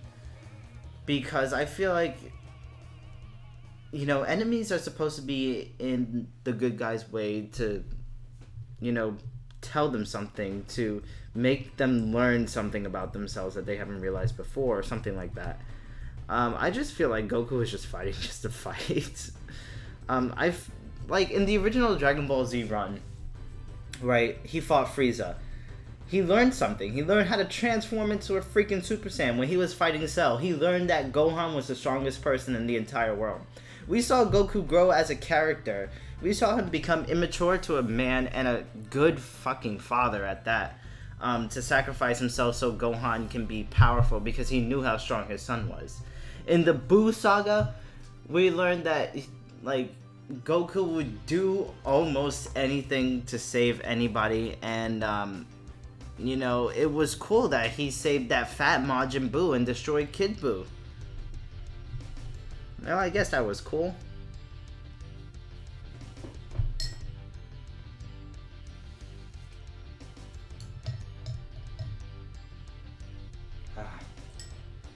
Dude, when Android 17 almost died, I'm like, I'm not watching this anime again. Goodbye.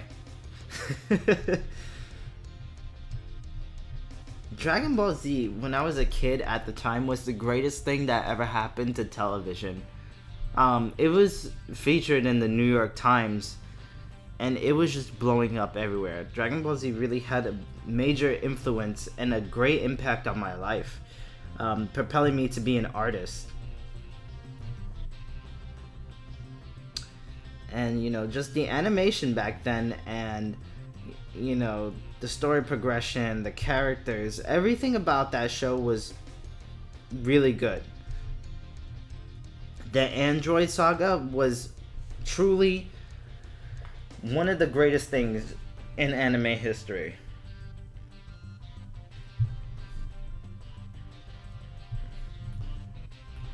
Yeah, after that long ass quote-unquote 5-minute battling Frieza on that planet Namek that was about to be destroyed.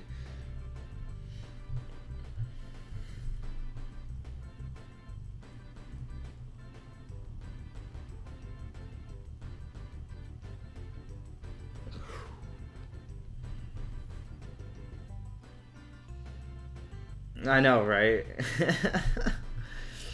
I'm trying to get back into anime. I'm getting back into Naruto, actually, because I hadn't watched the final episodes of Naruto. So I got back into watching that like a couple of weeks ago, and I started to watch Boruto. That's been very interesting.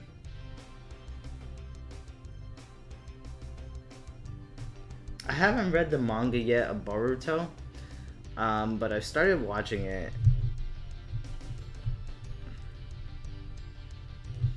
I like how they foreshadowed when Boruto was going to be 16 and battling that guy.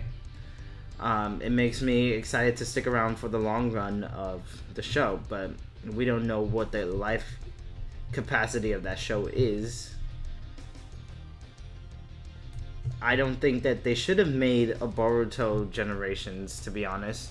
A Naruto Next Generations or whatever. I feel like they should have just made a spin-off featuring, you know, the first Hokage, or like what it was back then rather than the future. Because I think the future for a lot of like long-term anime fans is scary. Because we don't want to see our favorite characters grow up and become different, you know.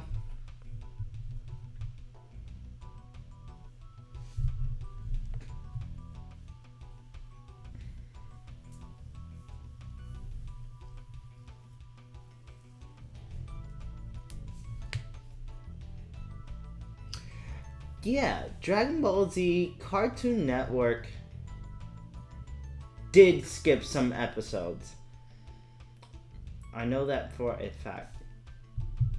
Then Dragon Ball GT, I believe they didn't air certain episodes. Instead, they had a recap of something. I forgot what happened, but yeah, they definitely did not air certain episodes.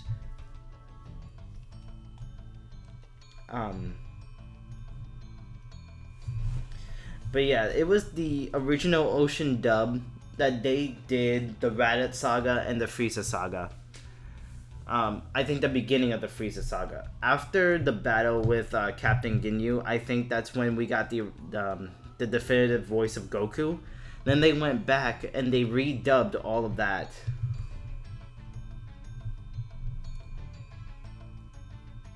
To be honest, as a kid, I really didn't notice the difference. I was just more intrigued with, you know, fucking Dragon Ball Z. Dragon Ball GT was very, very weird, indeed. I don't like to think about that. We don't say his name here.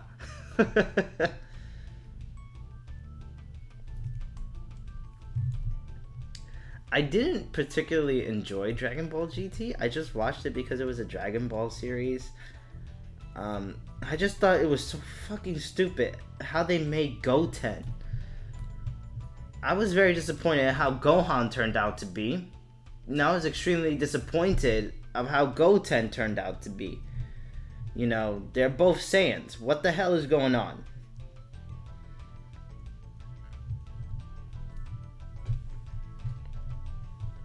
I understand they're half Saiyans, but it's like, still, man.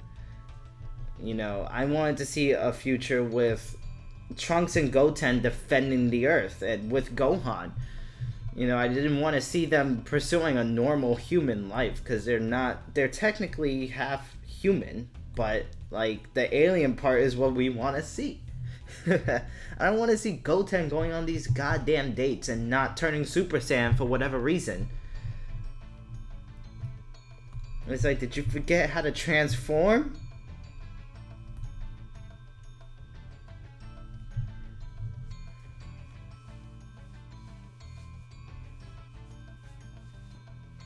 Oh yeah, the Great Ape transformations. I don't know what the hell.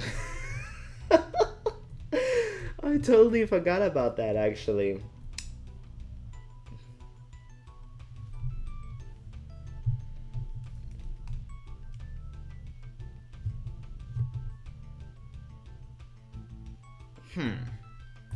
It depends. Pickaxe, you know, I think it depends. Like, if you have doo-doo stains on your underwear, I wouldn't recommend it.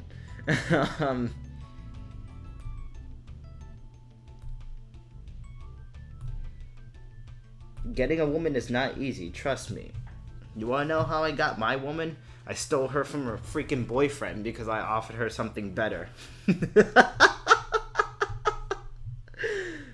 That was a horrible thing to say.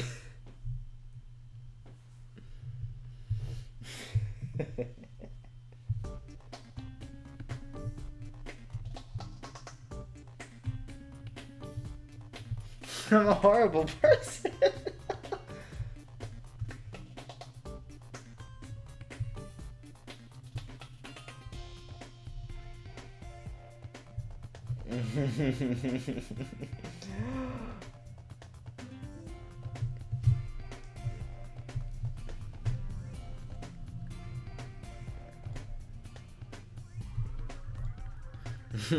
Wow.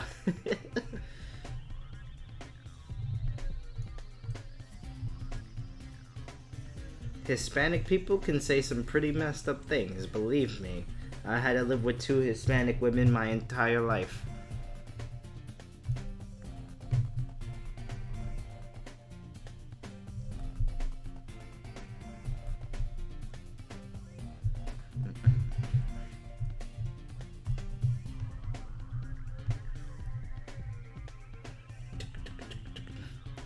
I hope you guys are not too young to remember Gundam, Rurouni Kenshin. The other day, me and my friends were talking about Afro Samurai, Samurai Champloo. Oh my god, Cowboy Bebop classics. I actually heard a rumor that the Boondocks was coming back. I don't know if that rumor is true, but if it is, dude, I used to watch that. The Boondocks is a very interesting show, but I think it's a show that everybody can enjoy because it's a really funny show. I highly recommend that show, actually.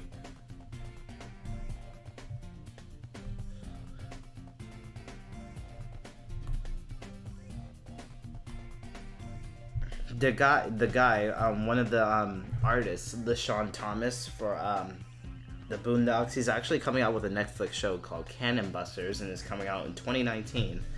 He's been working on that show for a very long time, and I've actually had nice conversations with him before. His YouTube channel, I don't think he uploads there anymore because he's very busy. But back in the day, I used to talk to him a lot.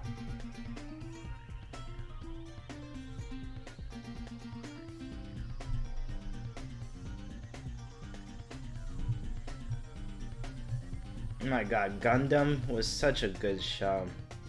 Rurouni Kenshin was an even better show.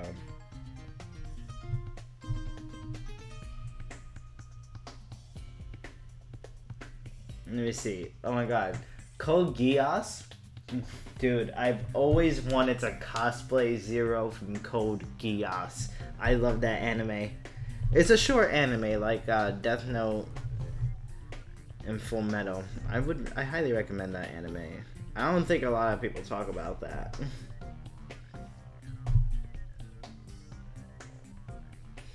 When did you start inking? Oh, this is not Sonic. This is Sonic's girlfriend, Shadow. I started inking him about 48 minutes ago.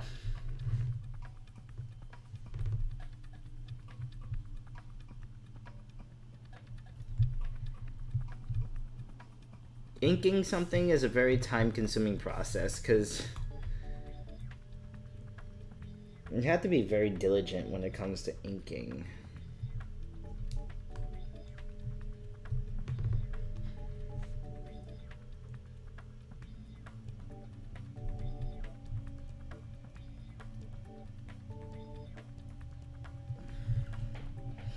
I should do a stream where I'm just traditionally inking. I actually have a manga page here that I started to draw, but I didn't finish it, so I might finish penciling it, and if you guys want, I can show you how I traditionally ink something. I typically use microns and brush pens. I don't use G pen anymore because it's like the pull of it I don't like.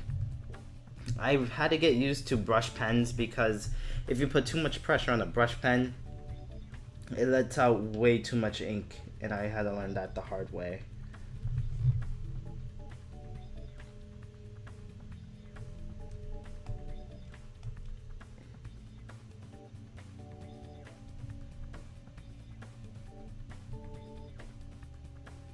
Oh my god, yes, inking does take forever. But it doesn't take as long as sketching something and coloring something. When I'm doing a comic page, I love inking it because it's the fastest. When I'm sketching something, it takes a while. It takes me 3 hours to complete a fully sketched out comic page. 3 hours and some change. when I'm inking something, it doesn't take me as long as 3 hours. I'd say it'd take about, like, if I'm concentrated, it takes me about an hour and a half or whatever. And then coloring, it takes me all day, 2 days even for a comic page. It depends on how much detail, and it depends on how I'm coloring it, you know? If it's just basic cell shading, it doesn't take me as long as how I would usually color it with watercolors. My man Sonic's in the house. I can actually show you guys a page I'm working on if you want to see that. I have to turn off the screen for a second, but I will show you after I'm done with Shadow over here.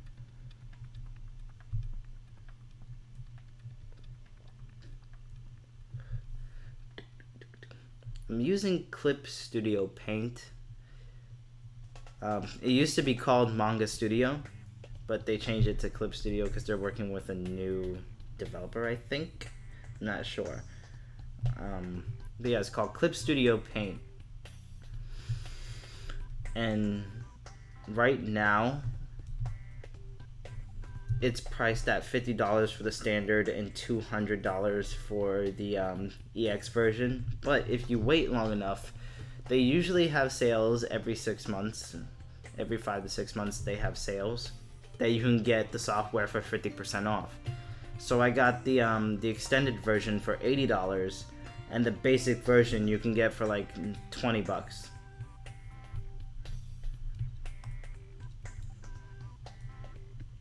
The extended version, you only would need that if you're doing animation and 3D modeling or whatever. The basic version will get you where you need to go in terms of making comics.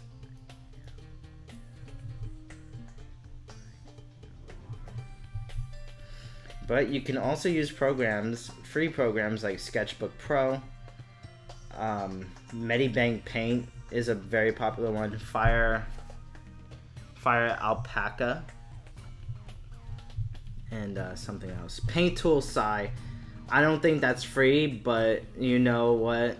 You can get it for free. I'm not going to tell you how, but you can.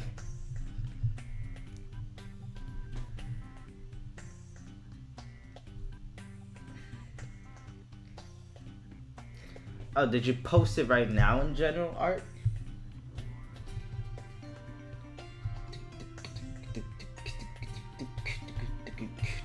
Oh, you did. Let's see. Oh, that's actually a pretty nice sketch. It reminds me of the classic Sonic cartoon style look. The American one. He actually looks pretty damn, what's the word? I'm losing words here. He looks like he has an attitude. The ears, definitely make the ears a little bit longer because they look way too short. I think I see you use some guidelines, which is good.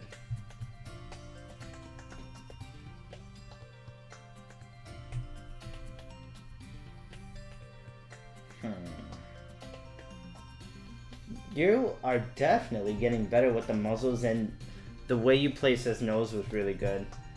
And I like the eyes. You really improved on the eyes.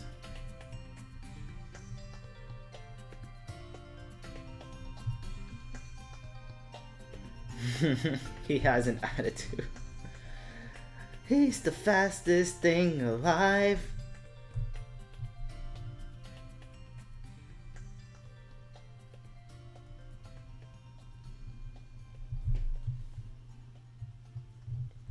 Shadow the Hedgehog. I'm doing it again.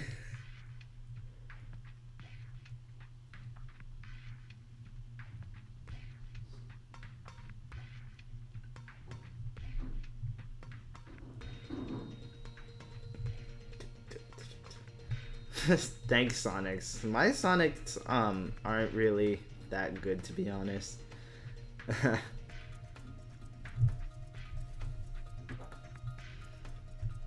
Man, I need to show you guys how I used to draw Sonic, because you're gonna say, wow.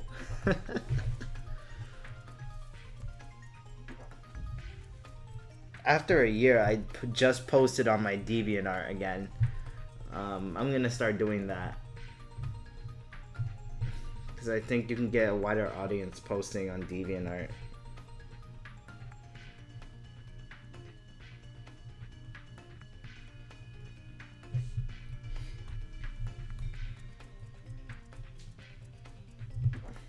Fooly Cooly. Oh my god, I didn't watch 2 and 3. I did not watch Fooly Cooly 2 and 3 because I've heard a lot of bad, horrible things about it. But Fooly Cooly 1, I love that. Like, I didn't get the anime. I had no idea what that anime was about, but I loved it. They should have just left it alone. I was hyped for it at first, don't get me wrong, but damn.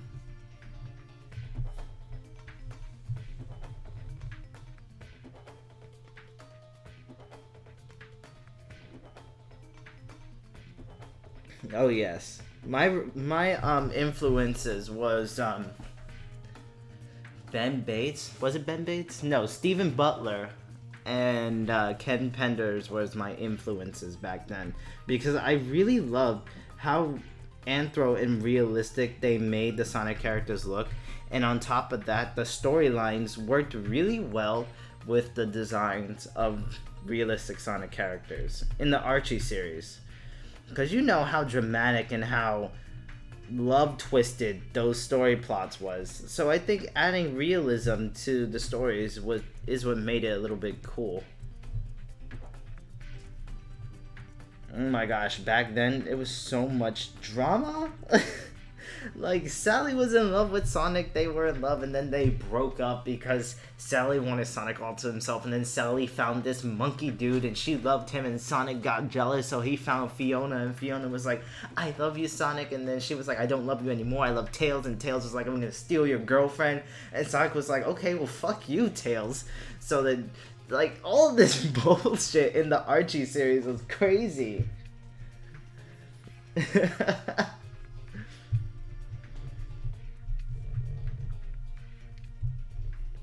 Damn.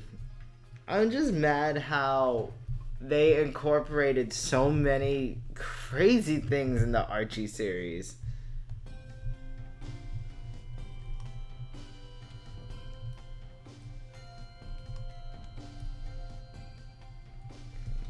Okay, that's great.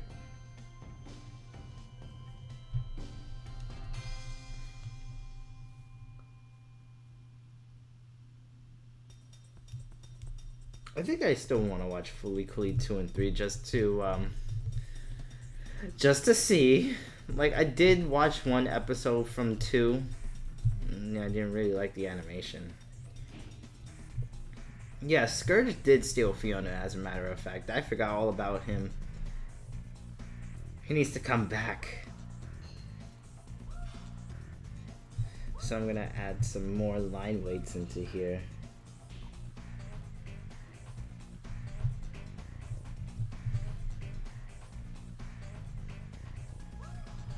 Definitely gonna make this part thicker because this is a shadow here.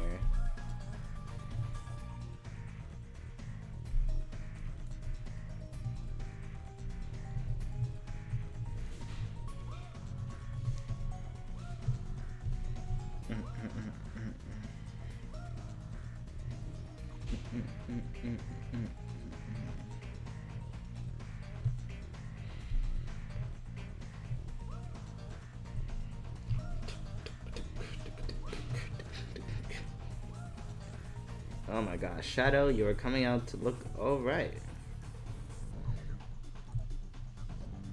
I want to make sure these lines are closed though, just to be sure.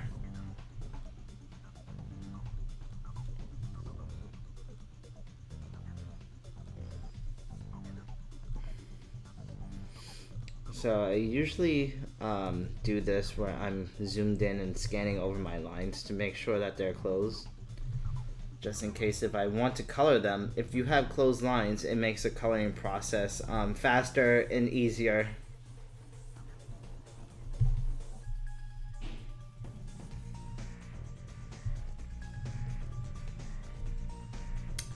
Dude, I don't know. Ken Penders is crazy now. He disrespected one of the people that I talked to, which wasn't nice, but it's whatever. A lot of the Sonic comic artists that I follow say some really crazy shit on their Twitter accounts, and I'm just like, I don't want to see this. Everybody has a right to voice their opinion on politics and stuff, but it's like, I want to talk about video games and drawing.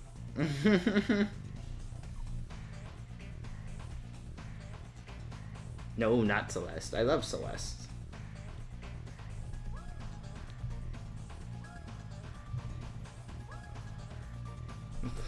Hey, John Rivera. Yes, Sonic fans are crazy. I had so many run-ins with different types of people that it's crazy.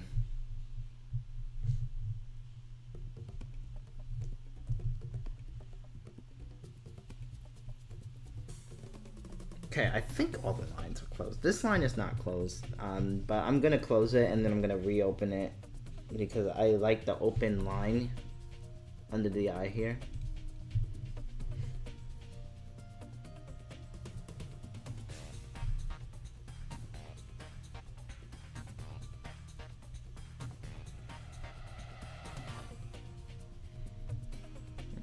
My man Chaos Art is back.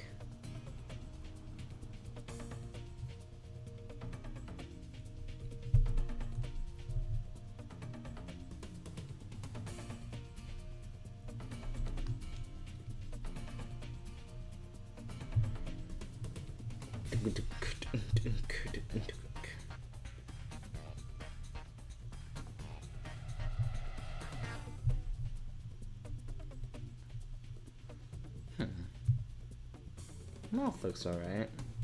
This line is not closed. We will close that.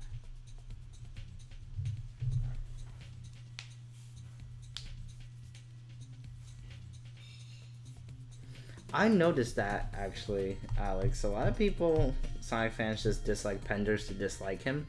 A lot of Sonic fans don't like Penders because of the whole lawsuit. They feel like if he didn't file that lawsuit, we would still have our characters and everything would be okay. He filed that lawsuit because he felt like he was entitled to his characters and to use them however which way he wanted because he created those characters. So he has some sort of intellectual properties when it comes to that. I feel like there should have been a better contract between Penders and Archie in terms of characters, you know. I feel like no comic book company should be letting the artists come up with characters unless there's a really detailed contract behind that. The company should always retain the rights to use the characters because they are the ones publishing it and they are the ones giving you a paycheck at the end of the day, right?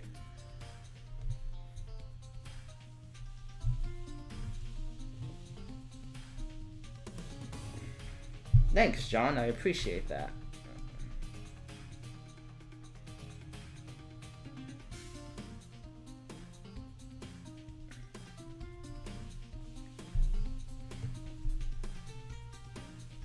Yeah, Archie was already on decline, you know.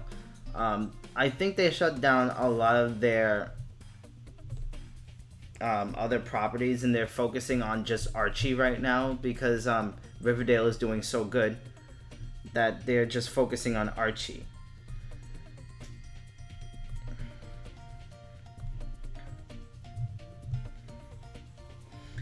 And I think Penders wanted to use his characters for his own original comic, the Lorisu Chronicles or whatever he's creating. Yeah, I don't know what the hell.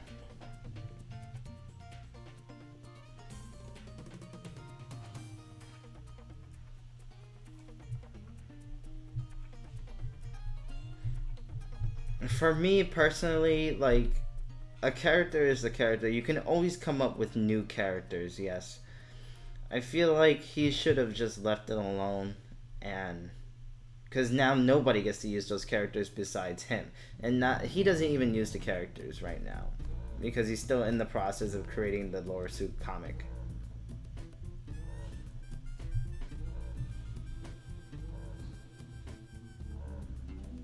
Oh, I'm using Clip Studio Paint. It's a really cool program. I highly recommend it, but you have to pay for it. I'm sorry.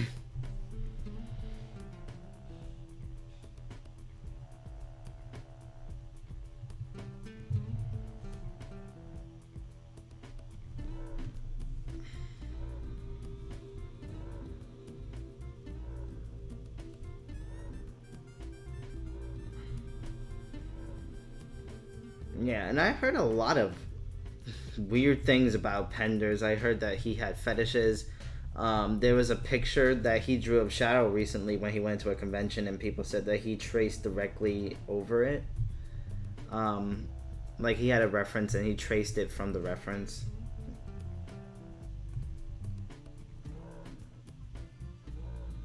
But these are just things people have said. Oh, Coral Painter is a really cool program, actually. I've used it once. I reviewed it on this channel. I really like the brushes in Coral Painter. I actually have a... This is the brush that I downloaded that's from Coral Painter that I really like. I use this brush all the time.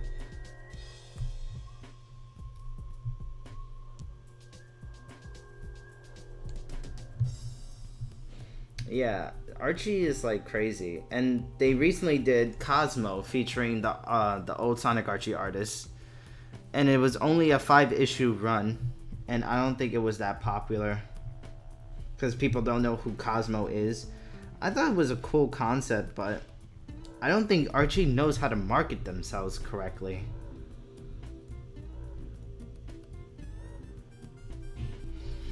At least with the IDW comics, you know, they have the Facebook group, they have, you know, the one shot coming up, they have the Twitter accounts, you know, they got a lot of things. This is cool. This is looking all right.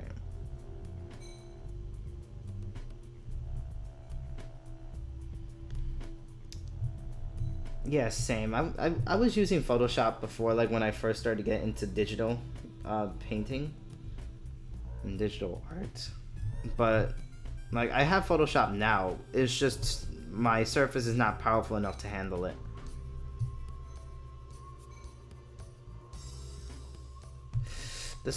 These lines right here are really distracting me because they're not supposed to be that damn thick.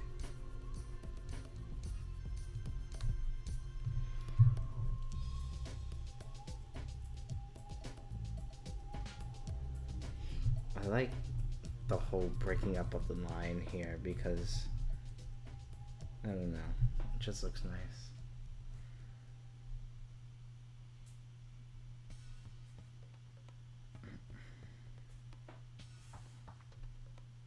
The Ninja Turtle comics are really cool, actually. I met the guy who wrote a couple of issues, Caleb. He's also writing a one-shot for Sonic Team Racing. I met him at Comic-Con, and he was a really cool guy. He gave me a couple of free Teenage Mutant Ninja Turtle comics that he wrote. And I've always was interested in drawing the Ninja Turtle comics.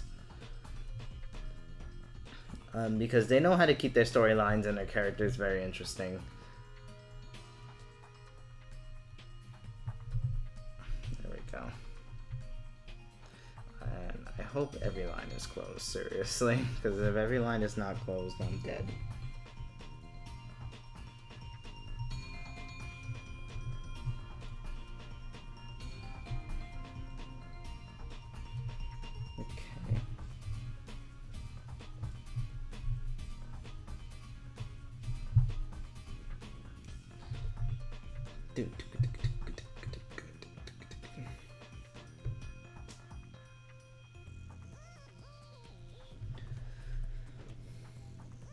Chakra X colors. Okay.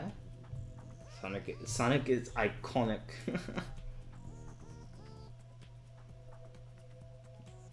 Coral Painter or Clip Studio Paint?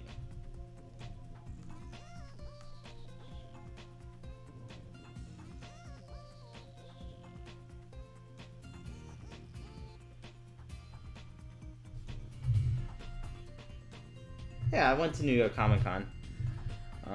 I go there every year, or try to, if the tickets don't hike up again. Oh my god. Ticket prices were so expensive this time around, man. I can't do it.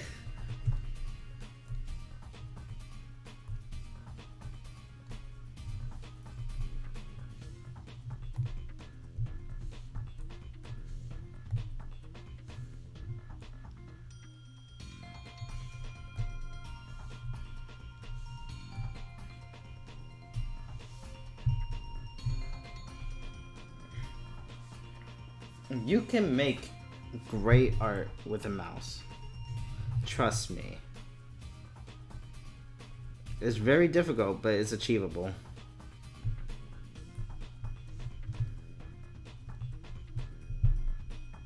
You know what I didn't do?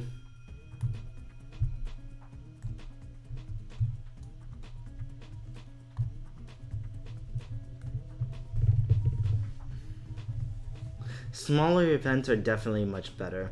The thing I really hate about New York Comic Con is it's too big. There's crazy ass people there every year. You know, the artists just seem so tired and fatigued from their travels, and they have to talk to thousands of people. And then you just feel some type of way when you're trying to keep the conversation, and the artist just looks like they don't want to talk to you because they've already talked so much. Bigger conventions have more opportunities, but you know, the interaction and the engagement is not there.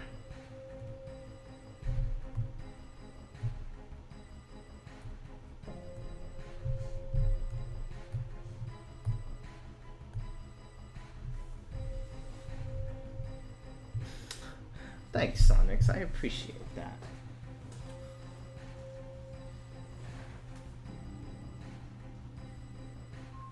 Yeah, mouse? Like, I drew digitally with a mouse before. It's very tough. It's very difficult. I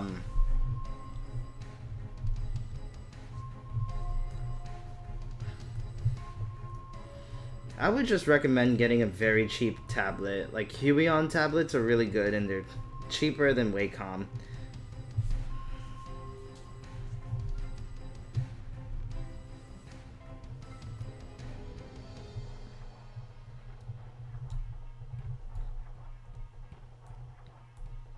I'm actually hoping Huion is going to come out with a Mobile Studio Plus like Wacom. Because I really want something I can take on the go, and that's a Wacom product. But I stopped investing in Wacom products a long time ago because they started to get more and more pricey. When I first started digital art, I was using a Wacom Bamboo, then I went to an Intuos. The small version, and then I eventually transitioned into a Surface because I wanted something I could take on the go. That's a computer, and I could do multiple things on it, and I wanted something that I can draw directly on the screen with. I didn't want a Cintiq because I knew I was just going to be drawing on the go, and Cintiqs are just like suspended there, you know. Yeah, Wacom.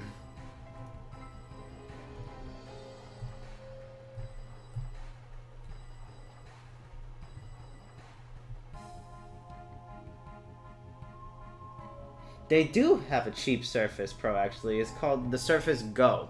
So there's a smaller version of a Surface. It's only $399 or $400 if you round it up. This tablet I got now, the Surface Pro 4, was about $1,000.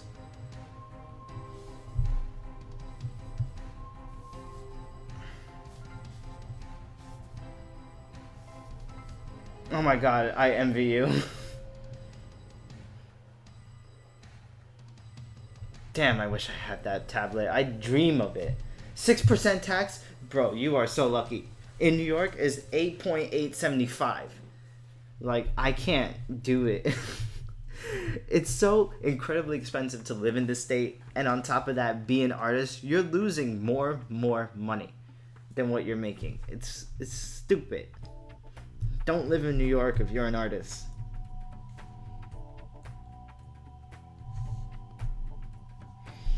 That is too disgusting. There we go. I like to draw on smaller tablets. I don't know, big tablets just kind of intimidate me. But now I guess I'm getting the urge to get bigger tablets. Just because I want more space. This model of the Surface is actually really cool for me. The only downside to the Surface is too heavy, and I wish it was a little bit more powerful. But in my 2 years of owning a Surface, I never had like major problems with it. Thank God.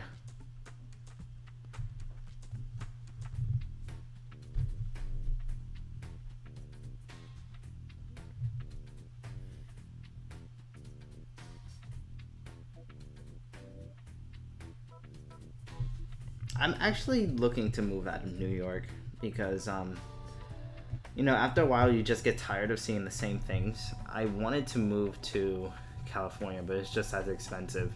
The only reason why I want to move to California is because there's a lot of animation jobs over there, and it's more art focused over there than it is over here. Over here it's just design and fashion, and you really can't find, you know, animating and like comic jobs over here. Like everybody is over there in California, and that's what sucks. I actually was born in Jersey, and I lived there for a while before moving over here. I love Jersey. Jersey is my home.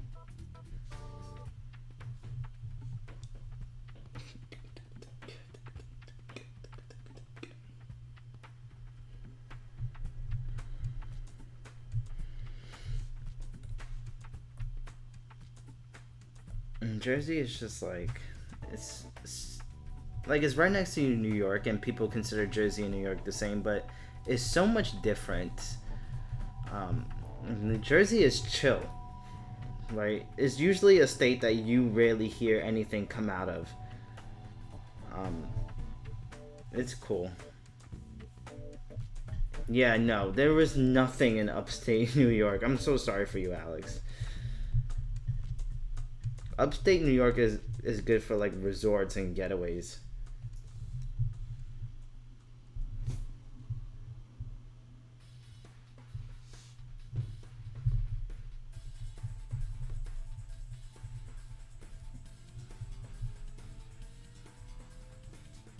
Oh, interesting. Work for Disney and that girl will come knocking on your door. Youmacon. You know, Celeste, never mind. Forget I even said anything.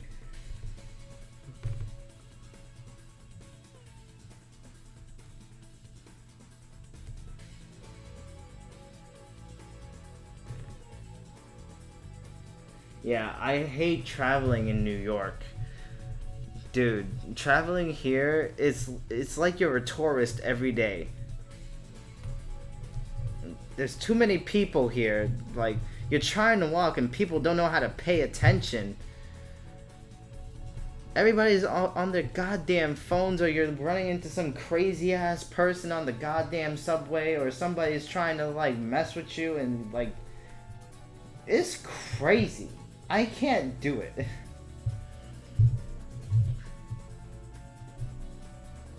No, I didn't say anything, Sonics. Forget I even said anything.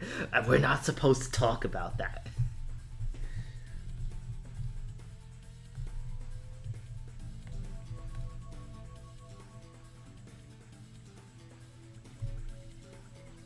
Oh, you're an MTA conductor. Nice.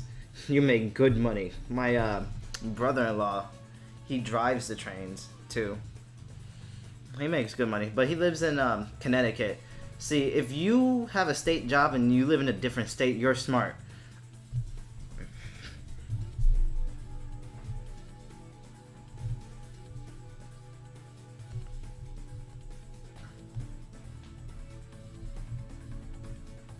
Did I just really color his ears red?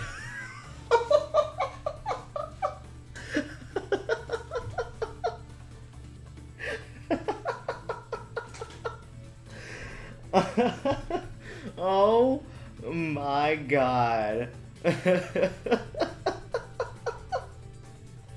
I can't believe I colored his ears red.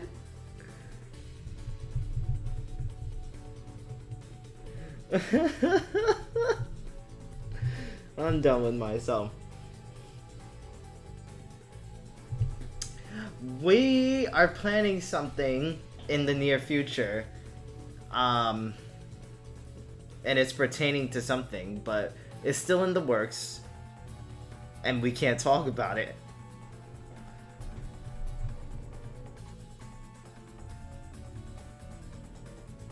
But you didn't hear it from me. But there might be like an announcement soon on Twitter or whatever. That's what Celeste said.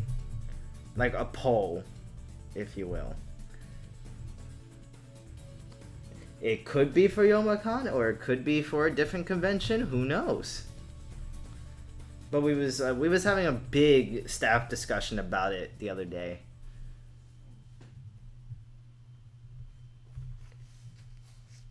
Damn, sometimes I want to get a state job, but you know, I don't think I would want to work in the MTA because like a lot of people really don't like the MTA here, and I'm sure you know how it feels, John. Like, I think it's just a normal thing for like the MTA because I don't think they've improved like track wise since forever. I can't believe I colored this guy's ears red.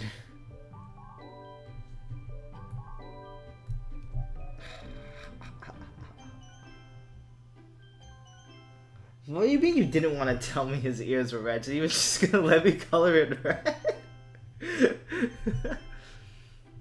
35 an hour, that's not bad. Man, I make shit compared to you. I make 17. I'm poor. I want to go to Youmacon. There's this guy I'm subscribed to, and he goes to Youmacon every year. I heard it was a really cool convention.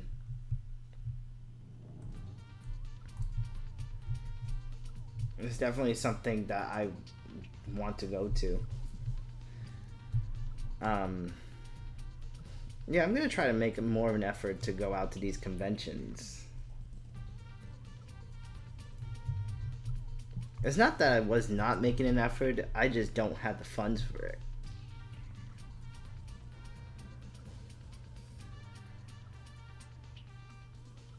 Give me the information.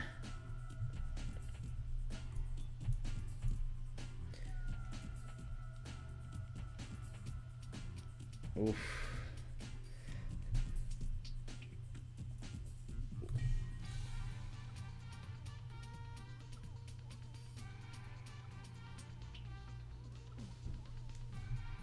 Yeah, that's the same thing with me. Like, I do coffee full-time during the day. And doing coffee in New York is a really good job because you make, you know, the hourly wage. On top of that, you also make both credit and cash tips. So overall, I'm pulling like 1,000 every 2 weeks, which I guess is not bad, but is not enough.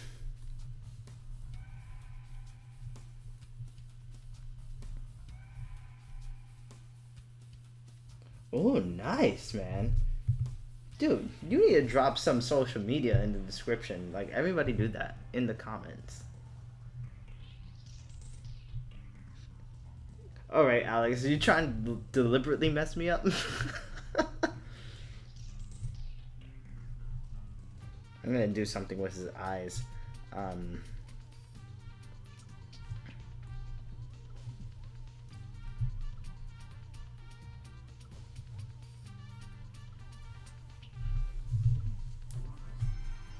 I wish I can do sign language.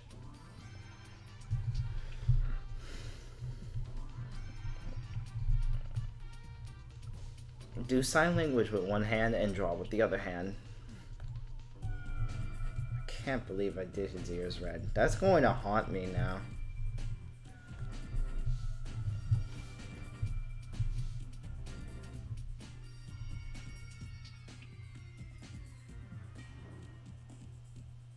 I think I'm following you, Alex, on Twitter, I believe.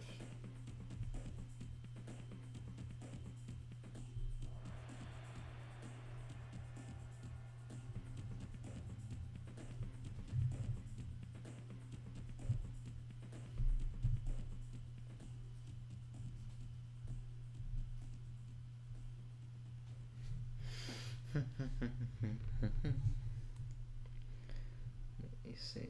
And then his. I said I wasn't gonna color this, but I had the urge to color this. I might post this on my Twitter afterwards, and then after the stream, I have to work on a commission and something else.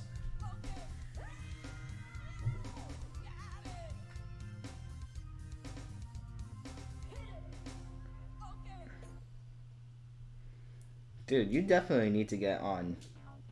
I think Instagram and Twitter are the two most important things you have to have. You can build a portfolio on Instagram. I think if you're looking to do something like professionally, definitely having a LinkedIn and an ArtStation are really good websites. And you can gain a lot of connections on LinkedIn. I have to start posting on there more often. I think I'm done with the flats, so I'm gonna move on to the heavy colors now. So I will reference this layer.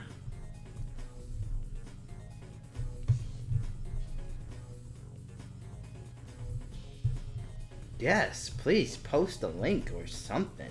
Like, you can find my like my handle for my YouTube right now is the same for my Instagram.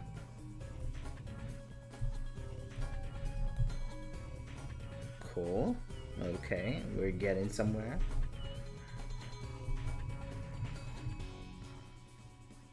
Where is it? Oh, here it is.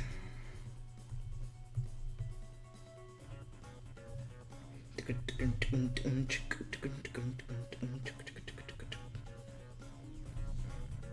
gonna make this darker, actually. Hey, I'm not gonna make that too black. See, that's the thing with Shadow. It's like, I don't know what color to make him. I don't want to make him black. Maybe I'll make him like an off black like that. But it's gonna look really red. That looks alright, I guess.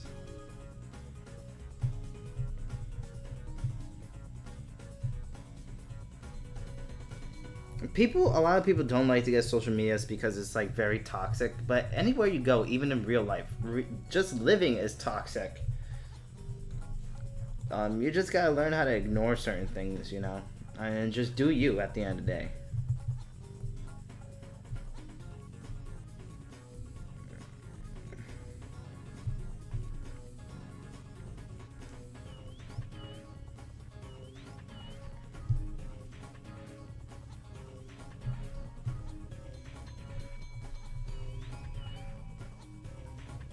I'm looking at a picture right now, and I'm looking at a coloring picture of Shadow,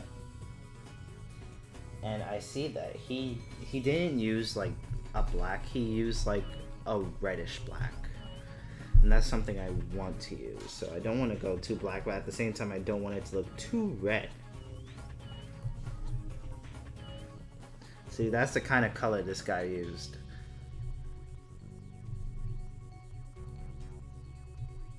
It definitely looks a lot better than the last thing I did.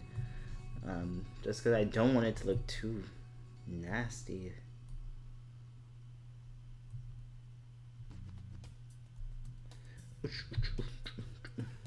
So I made a new layer.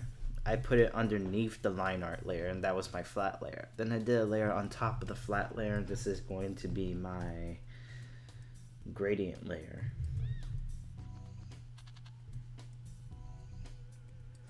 I don't socialize either on social media. I think I need to change that about myself. I feel like the more you interact,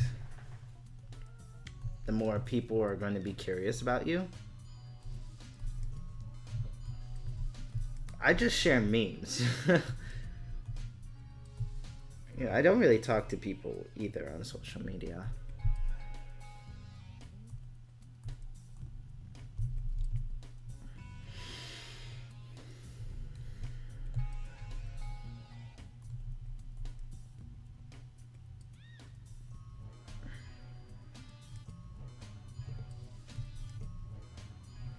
Chopper X, I know that guy.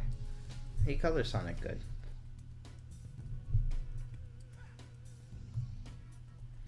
There's a lot of people who can color. Like a lot better than me.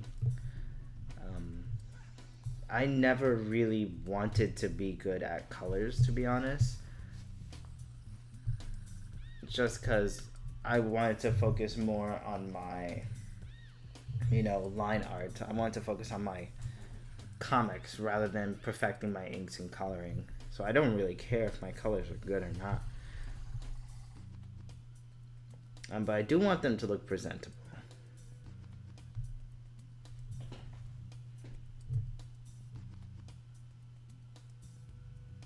I think that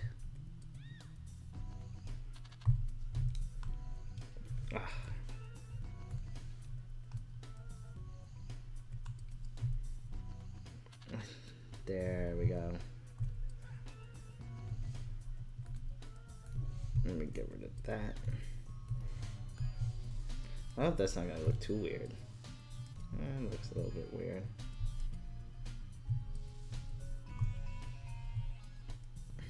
How can we fix this?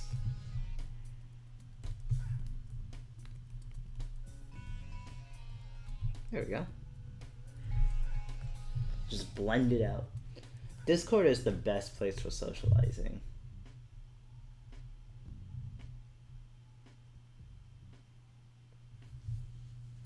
I saw it, but I didn't like see it.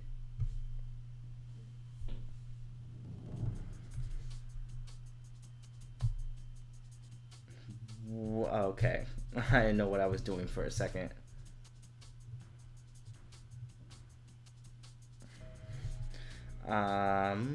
Fill that black. That's great. Fill that black. It's great.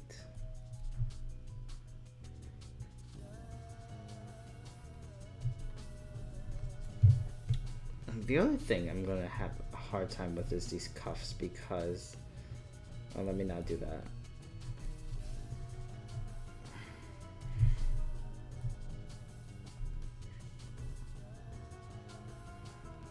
The cuffs are like the same color as Shadow, and I don't know why.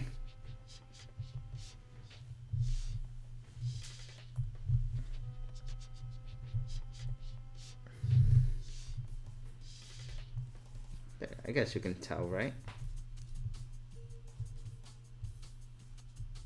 Look at that. You see that little white spot?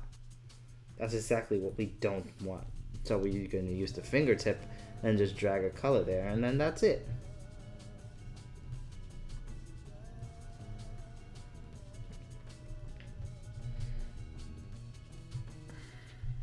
So yeah, if you get these like little white spots, you can just grab the fingertip tool and just like grab the color there.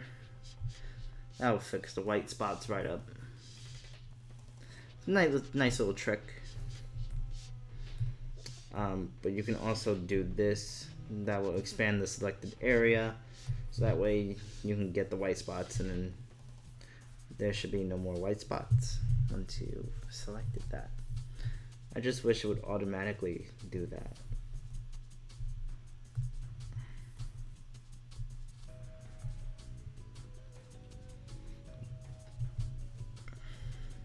I've been streaming for 2 hours and 35 minutes. Not bad.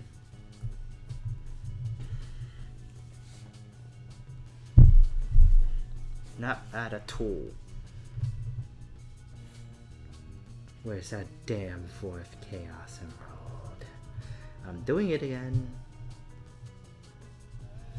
Now it's time for the hair.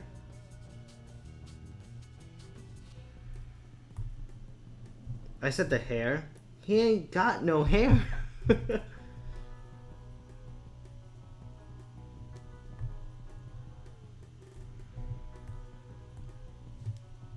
What is wrong with me? So red, and like let's make that dark red.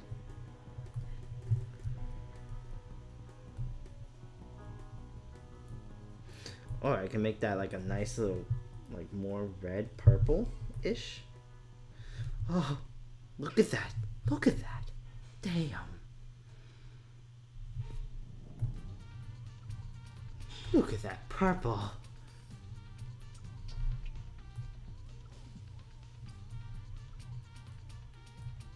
You remember that one time in Sonic Boom where Sonic and Eggman took a selfie? Shadow and Eggman took a selfie together. Damn. Quill's fur. Oh my god. When I was a kid, I always called them hair. Like, I never called them quills. Woo.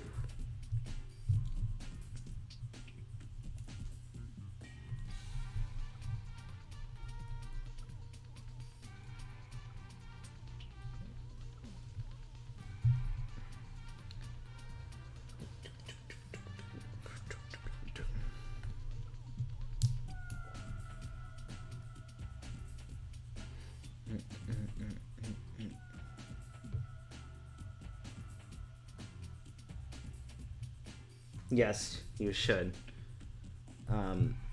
Everybody has this misconception of sketchbooks. Like, every time when I look at a sketchbook walkthrough on YouTube, everybody has these perfect sketchbooks, and everybody just has a nice illustration on every one of their pages in their sketchbook, and it just like upsets me because in my sketchbook, I draw whatever the hell I want. Like, I use a corner and I draw Sonic. I use another corner and draw like a limb or something. Like, I don't create perfect images in a sketchbook. A sketchbook is supposed to be for you to do anything you want. I don't understand why people be recording sketchbook videos and they show like perfect sketchbooks. Like, it's meant for you to mess up. I think Shadow will look like Vegeta. Actually, one of these days, I'm going to draw him with a kind of haircut like that. We're going to see what he's going to look like.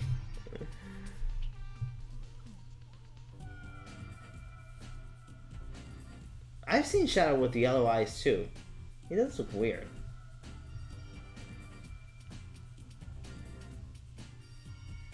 Exactly. Like, I'm going to show you a couple of my sketchbooks. You're going to see how nasty they look.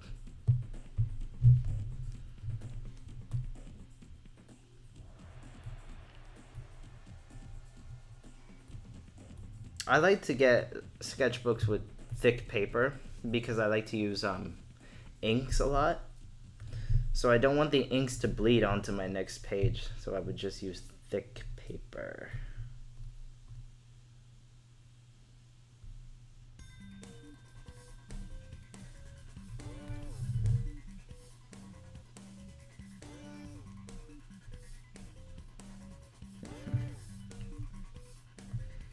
Oh yes, Bristol paper is really good. I actually have a stack of Bristol.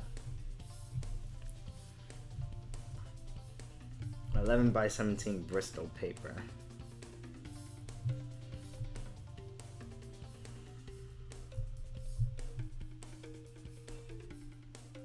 Oh my god.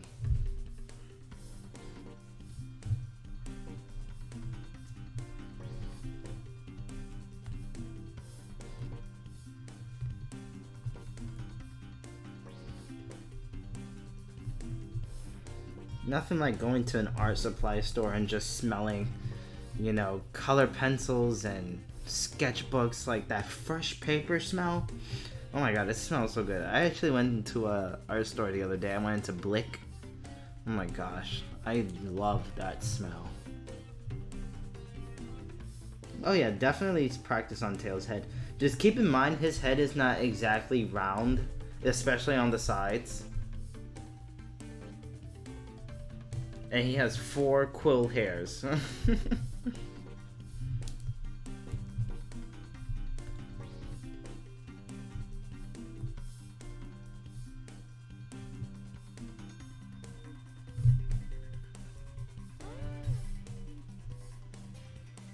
He's starting to look more like Shadow.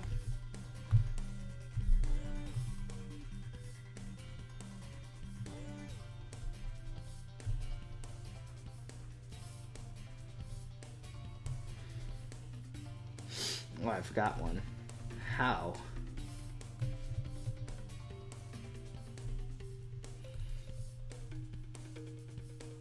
My partner should be coming home any minute now.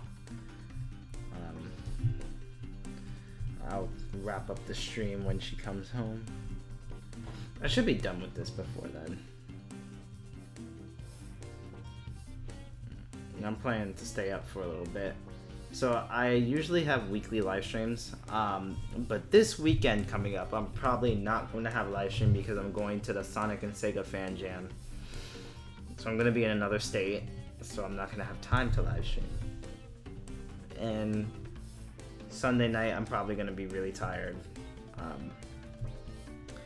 But maybe I'll take some miracle pill or drink a lot of coffee, and if I'm really feeling up to it, if I come back early enough, maybe I'll stream on Sunday. But if not, I will stream during the midweek on Wednesday, most likely. But it will be like early in the morning when everybody is at school and work. So nobody is going to be at that live stream.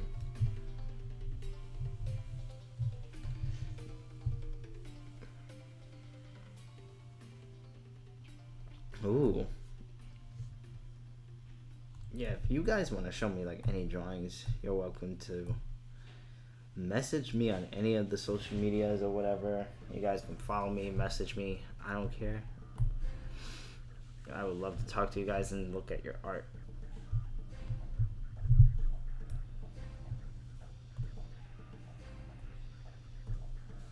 What the? Oh, okay. I didn't see that it was selected for a second.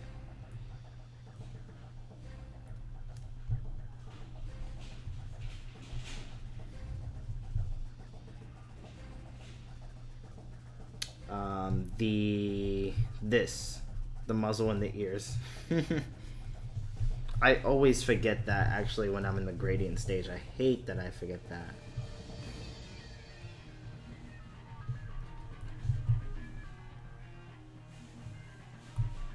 Yeah, he was talking about that before, Sonics. That's a nice deal. With those sketchbooks. Woo! I found the color. I found the way.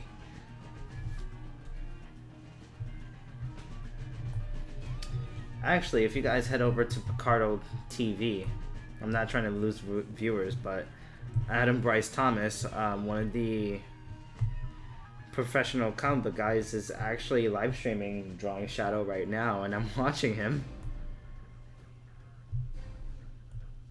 Two Adams live streaming at the same time, coloring Shadow. What the hell is going on with the universe today?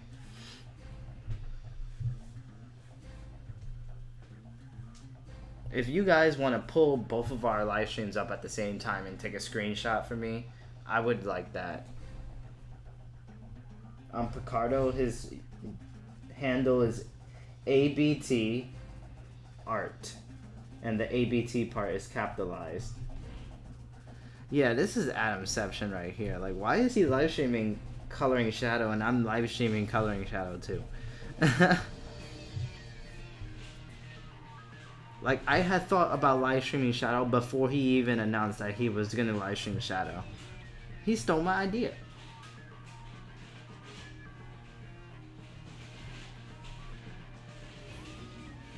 Oh, nice, Alex. Thanks for the heads up. So now I'm going to make a new layer on top of that. I'm going to multiply this layer because now this is going to be my shadow layer. Every pun was intended for that.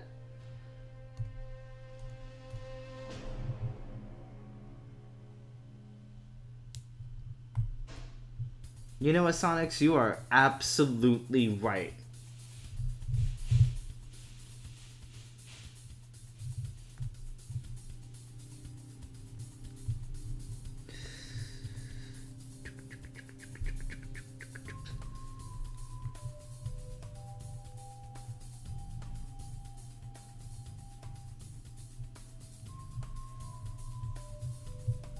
What the hell is that line there? Oh, that's a sketch layer.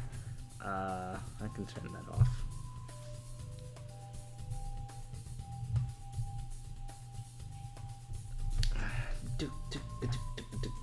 I just can't believe that guy is live streaming.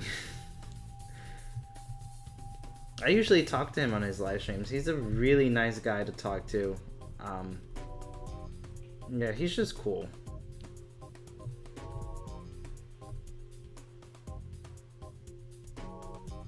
It said easy blend. Where's the easy part?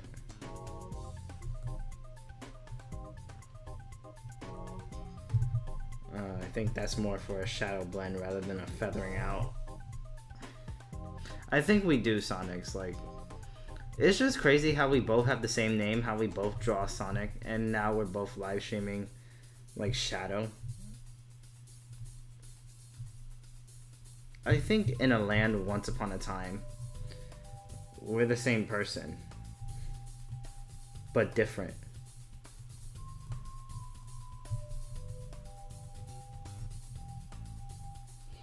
There's no way such a coincidence like this could happen.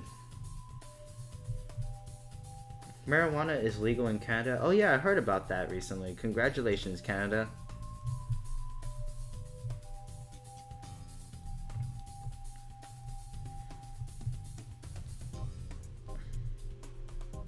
Boy, come to New York City, that's all you're gonna smell. Marijuana and homeless people.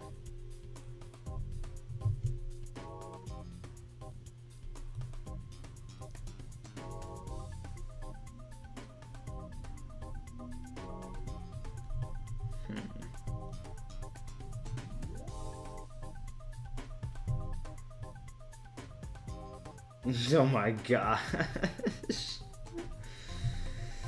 Oh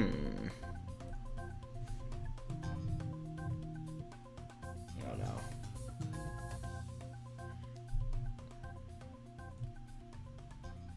Let me see something here. Okay, this is alright. Because I wanted a brush that will let me do it darker, but also feather it out to blend it with the lights.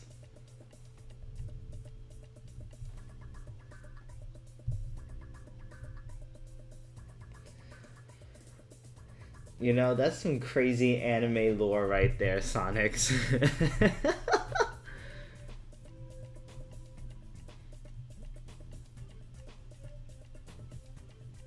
The dude said his age once in the live stream. I forgot how old he was. I think he said he was 30 something.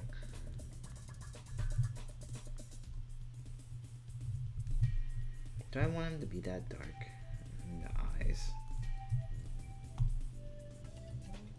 I want this part to be dark. You should, man. You seem like a very intelligent and bright person. You have a very vivid imagination.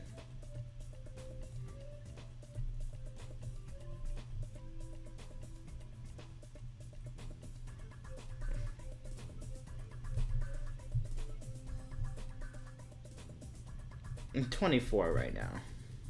I'm about to be 25 in 3 months. Not 3 months, 4 months. I keep thinking it's December.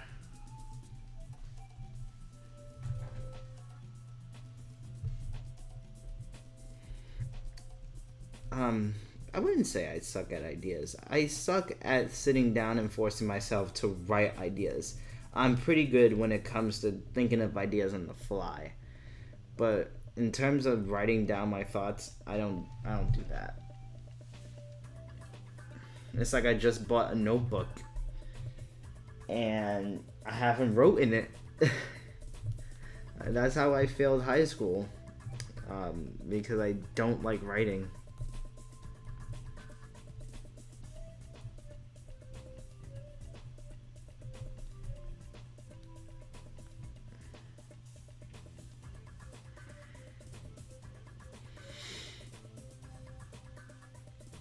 Oh my gosh.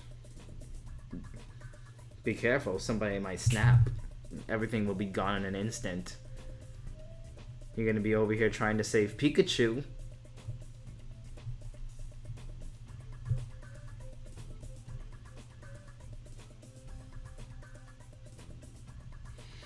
Have you all seen the memes floating around Facebook of the Smash Brothers thing? I've seen so many memes of that already. I'm just done with Twitter and Tumblr. Everybody's doing the King of the Hill memes, freaking Simpsons, SpongeBob.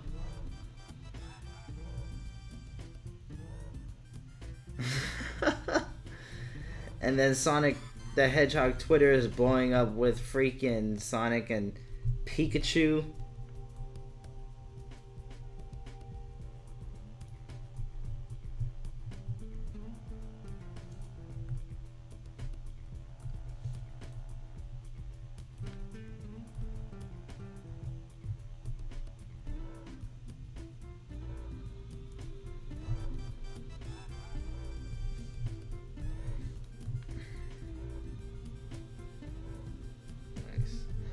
Nice and soft.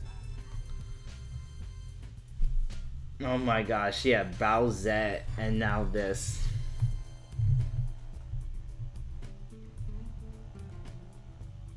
I think Bowsette had it worse though, because I've seen some pretty disgusting things.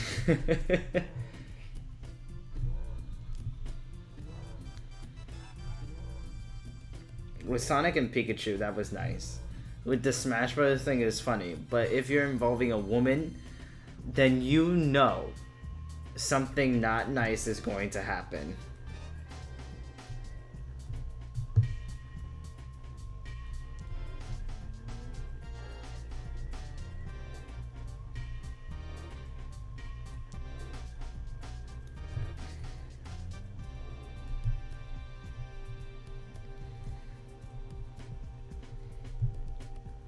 I don't usually color my paintings, but when I do, I suck at it.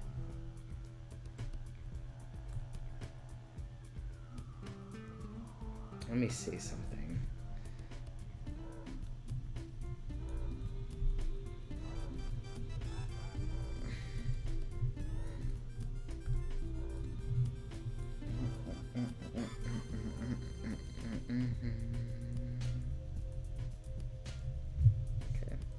That's nice. I didn't want to do like a hard purple for the overall body because I did want to create this little peak here of his head, creating a cast shadow there.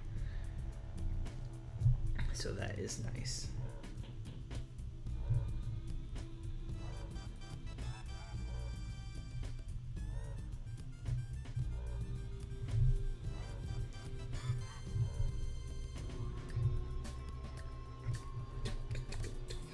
Maybe I'll make it a little bit darker.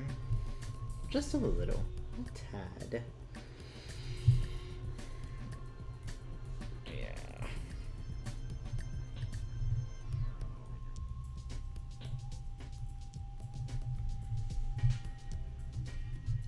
And then maybe I'll blend that out.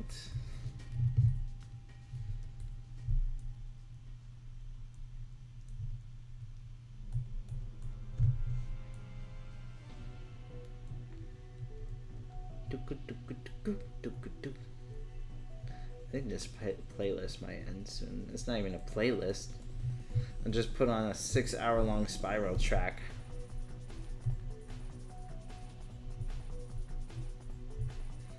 Good, good.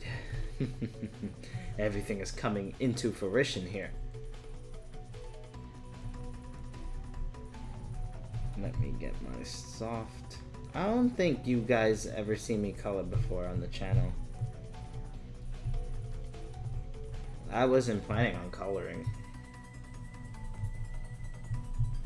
but I figured it would be nice to put on my Twitter. I used to update my Twitter every day with Sonic, daily Sonic sketches. I might start doing that again. I just didn't want to continue to do it because it took so much time and effort to do daily Sonic sketches, and there was just some things I had to do,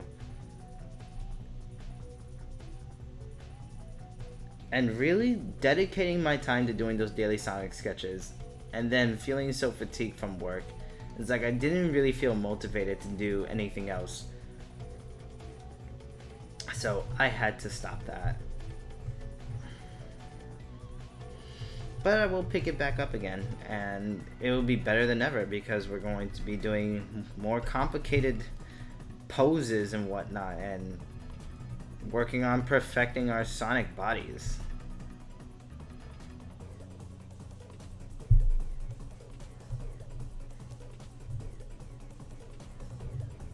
The muzzle is actually a darker color.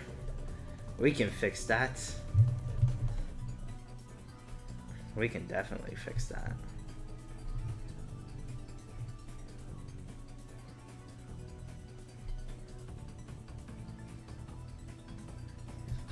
Oh my gosh. If you look on my Twitter, you will see a whole library of my Sonic art.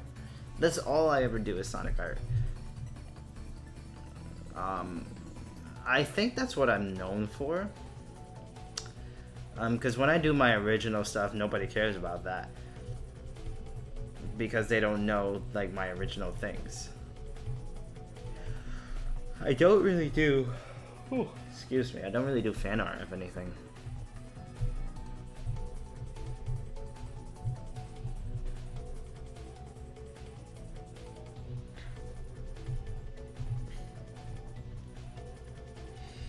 Damn, I wish I had more matcha.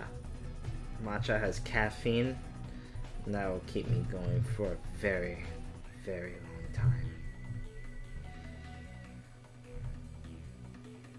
Man, I got you covered with that inspiration. Just look at my Instagram. Maybe not my Instagram because I don't post as much things on there, but definitely on my Twitter. I post a lot on there.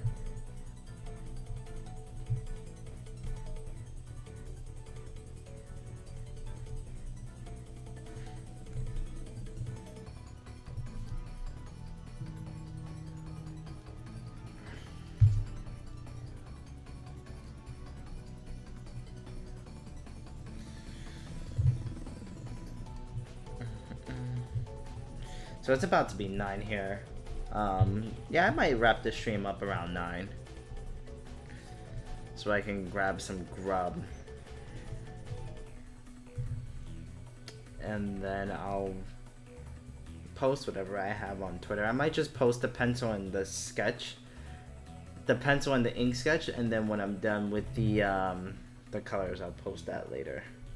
What brush was I using? I was using this brush.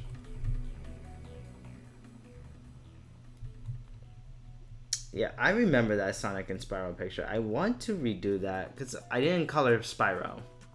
I decided not to color Spyro because I wanted to make that a mock cover because I saw how nice it was. I think I'm going to redo that picture in a different perspective. I didn't really like the perspective in that picture, to be honest. I definitely want to do a nice little Sonic and Spyro collaboration of some sort. I feel like I could have pulled off that picture better.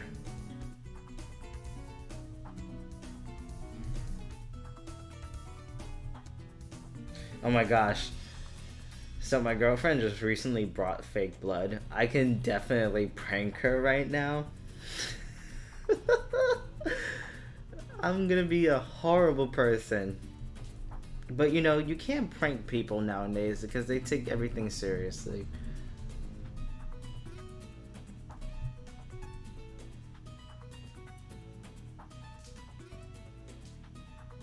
A cringy Sonic OC. I think for my next live stream, I'm going to do a request stream because I wanted to do that today, but I didn't know how I was feeling. So the next live stream I'm going to do here will be a request live stream, and you guys can send me your stuff and I'll draw something. And I'll let you know when that is. If you follow me on Twitter, I will post an update for you over there. So everybody can be aware and ready when I'm about to start streaming, and then we can get that underway. I think I want to make that stream a 5-hour long stream. Depends, because I usually don't last more than 2 or 3 hours on a live stream.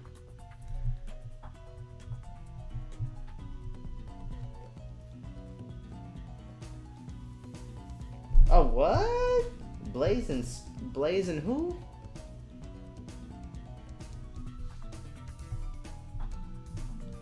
Who pinged me?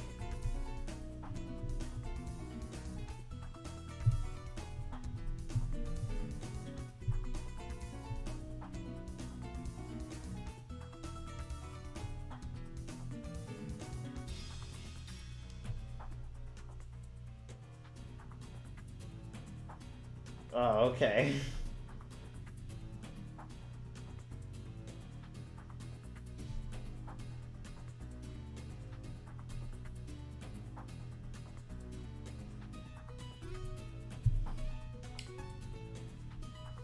I just got an unusual ping.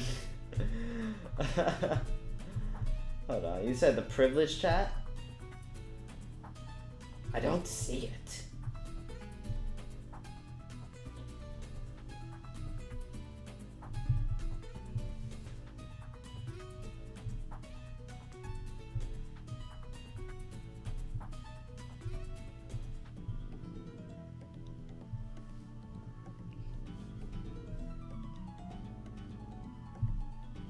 Alex, I don't see your drawing of the privileged.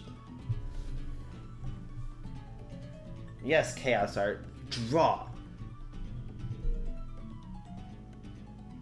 How much do we need to pay for the stream request? I never said you guys had to pay. If it's a request stream, you don't have to pay. There's a difference between commissions and requests. I feel like if artists do request more, then that will engage people to watch your things more, I guess. And I like drawing your guys' things. Yeah, you don't have to pay for anything.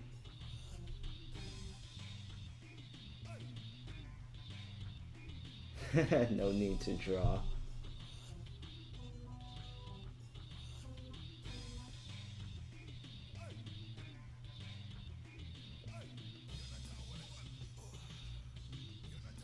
Oh, Alex is a VIP member, and so he has access to it. I wish he was a VIP member too. I don't have that kind of authority.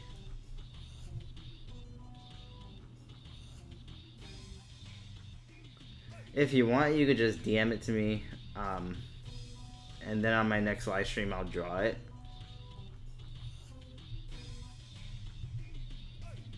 I would prefer DMs, so that way they won't get lost, and I can just pull it up when I'm about to stream and like draw it on there.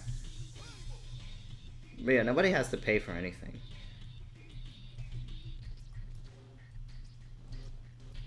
That would be kind of shameful of me to be like, I'm gonna draw your stuff and then start charging people.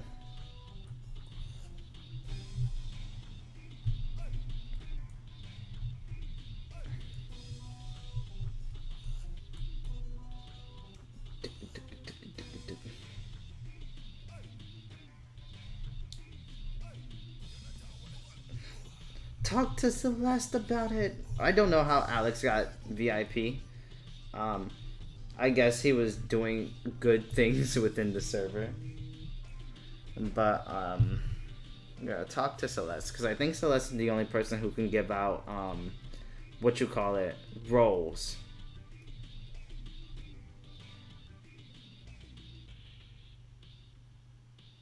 Yeah, it's totally okay. Like, I don't mind.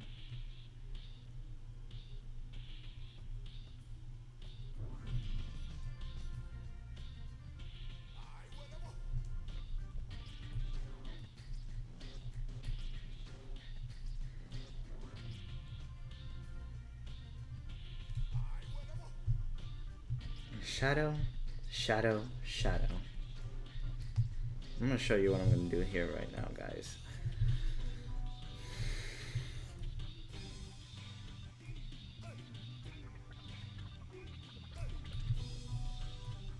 This is really cool, actually.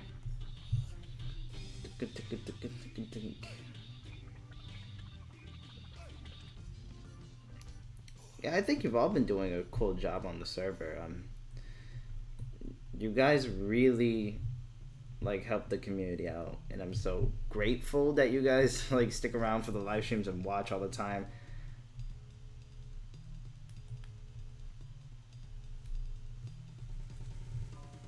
And I know you guys don't hear that a lot, but everybody's thankful to have you guys around.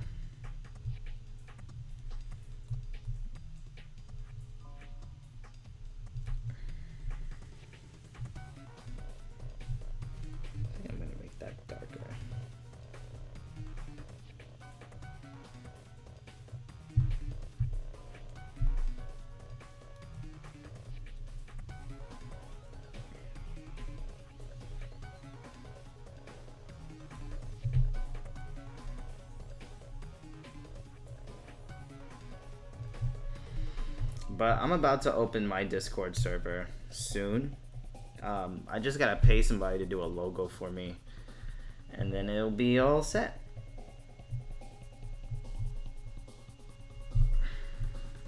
I'm gonna leave that option open.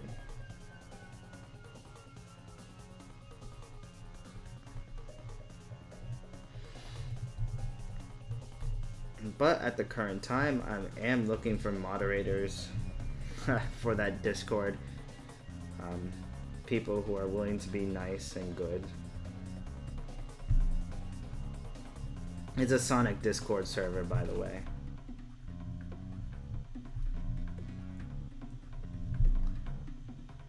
Actually, let me clear that. Yeah, let me clear this. Let me put it underneath. Because... oh, I didn't mean to do that.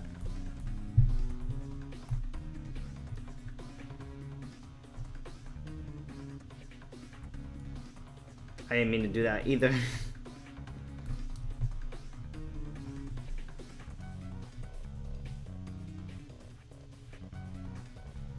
Yeah, I already started to make the rules because... oh, what the heck?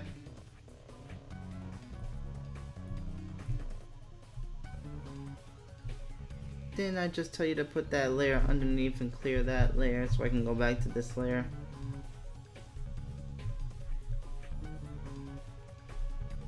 There's some people who like abusing systems that are already in place. I'm a very cool person, but I don't want to be taken advantage of.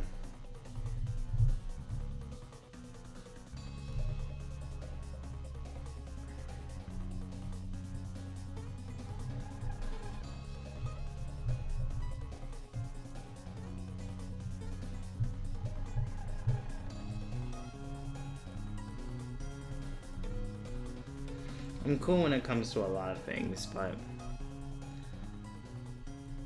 I don't want to make my server a Christian server, not at all. I just want it to be a nice place. I want people to voice their opinions, not be afraid to voice their opinions. I don't want any drama or anything, you know. I just want a nice community of people that we can like grow and become better artists.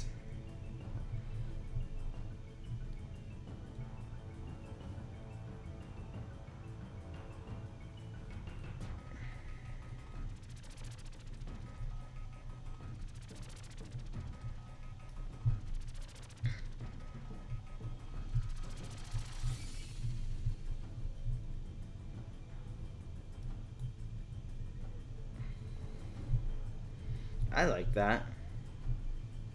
I'm gonna make it a little bit more wider though. I call this the adventure style.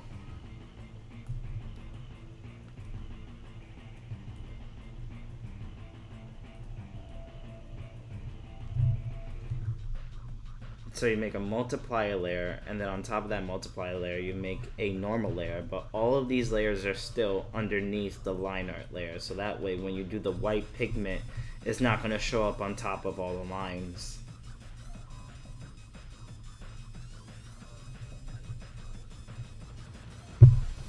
I'm not sure about that. That kind of art is still art to me.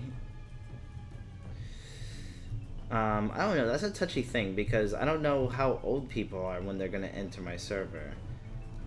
You know, I don't want little kids in my server, of course not. I want teenagers. That sounded really fucking weird. I just want normal people in my server. And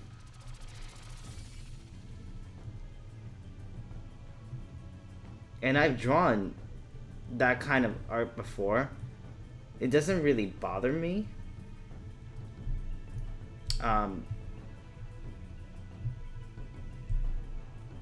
Yeah, I'm not sure. I haven't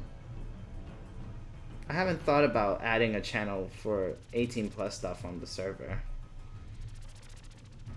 I didn't think people were... Let me not even say that. Of course people are interested in boobs. Who am I fooling? Boobs save the world.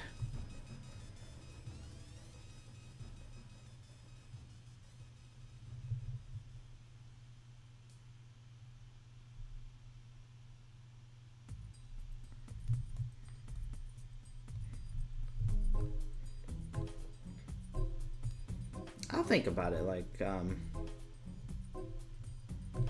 because I definitely drawn that. I used to draw that stuff, and I thought about it the other day because one of the artists that I follow said that they was gonna be doing an 18+ comic, and a lot of people got upset about them because they were doing that kind of stuff.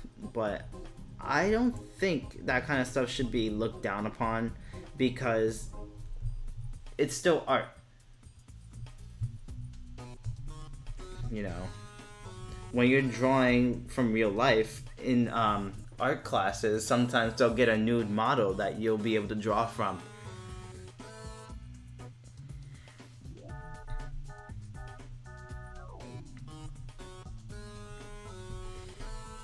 So yeah, I think I'll consider it. Like, most of you don't know, I used to draw a Sonato comic, and I drew a lot of things. I didn't go too hardcore. I didn't draw, you know, sex scenes, but I drew a lot of things.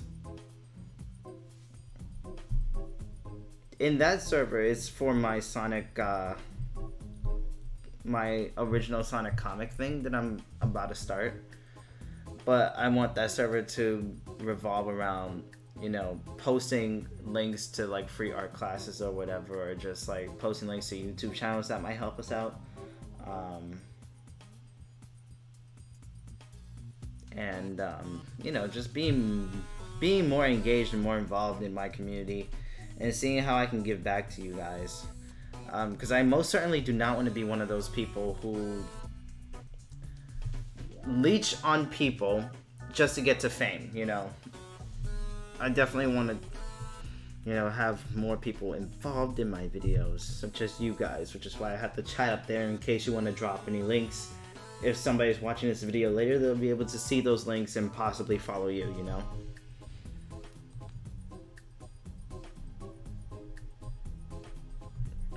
On this hand.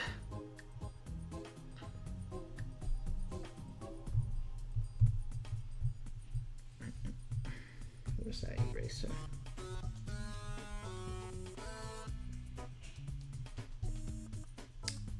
I think I'm gonna end the stream here, guys, just because I'm hungry and I want to get something to eat. Alright, Sonics, I'll go look at that right now. But thank you guys so much for tuning into this live stream. I appreciate that. I will definitely let you guys know if there's going to be another live stream this week. I really hope there is, but you'll definitely be expecting a video in the next 2 weeks from me and the Fan Jam. So stay tuned for that. I'm going to take lots of pictures. I'm going to take lots of videos for you guys when I go to the Fan Jam. And my next live stream will be an art request stream. And I'll be taking you guys to OCs or whatever you want me to draw, and I'll be drawing them on the live stream. So thank you for tuning in. I appreciate you guys. Be sure to check out my social media down below. And I'll see you in the next video.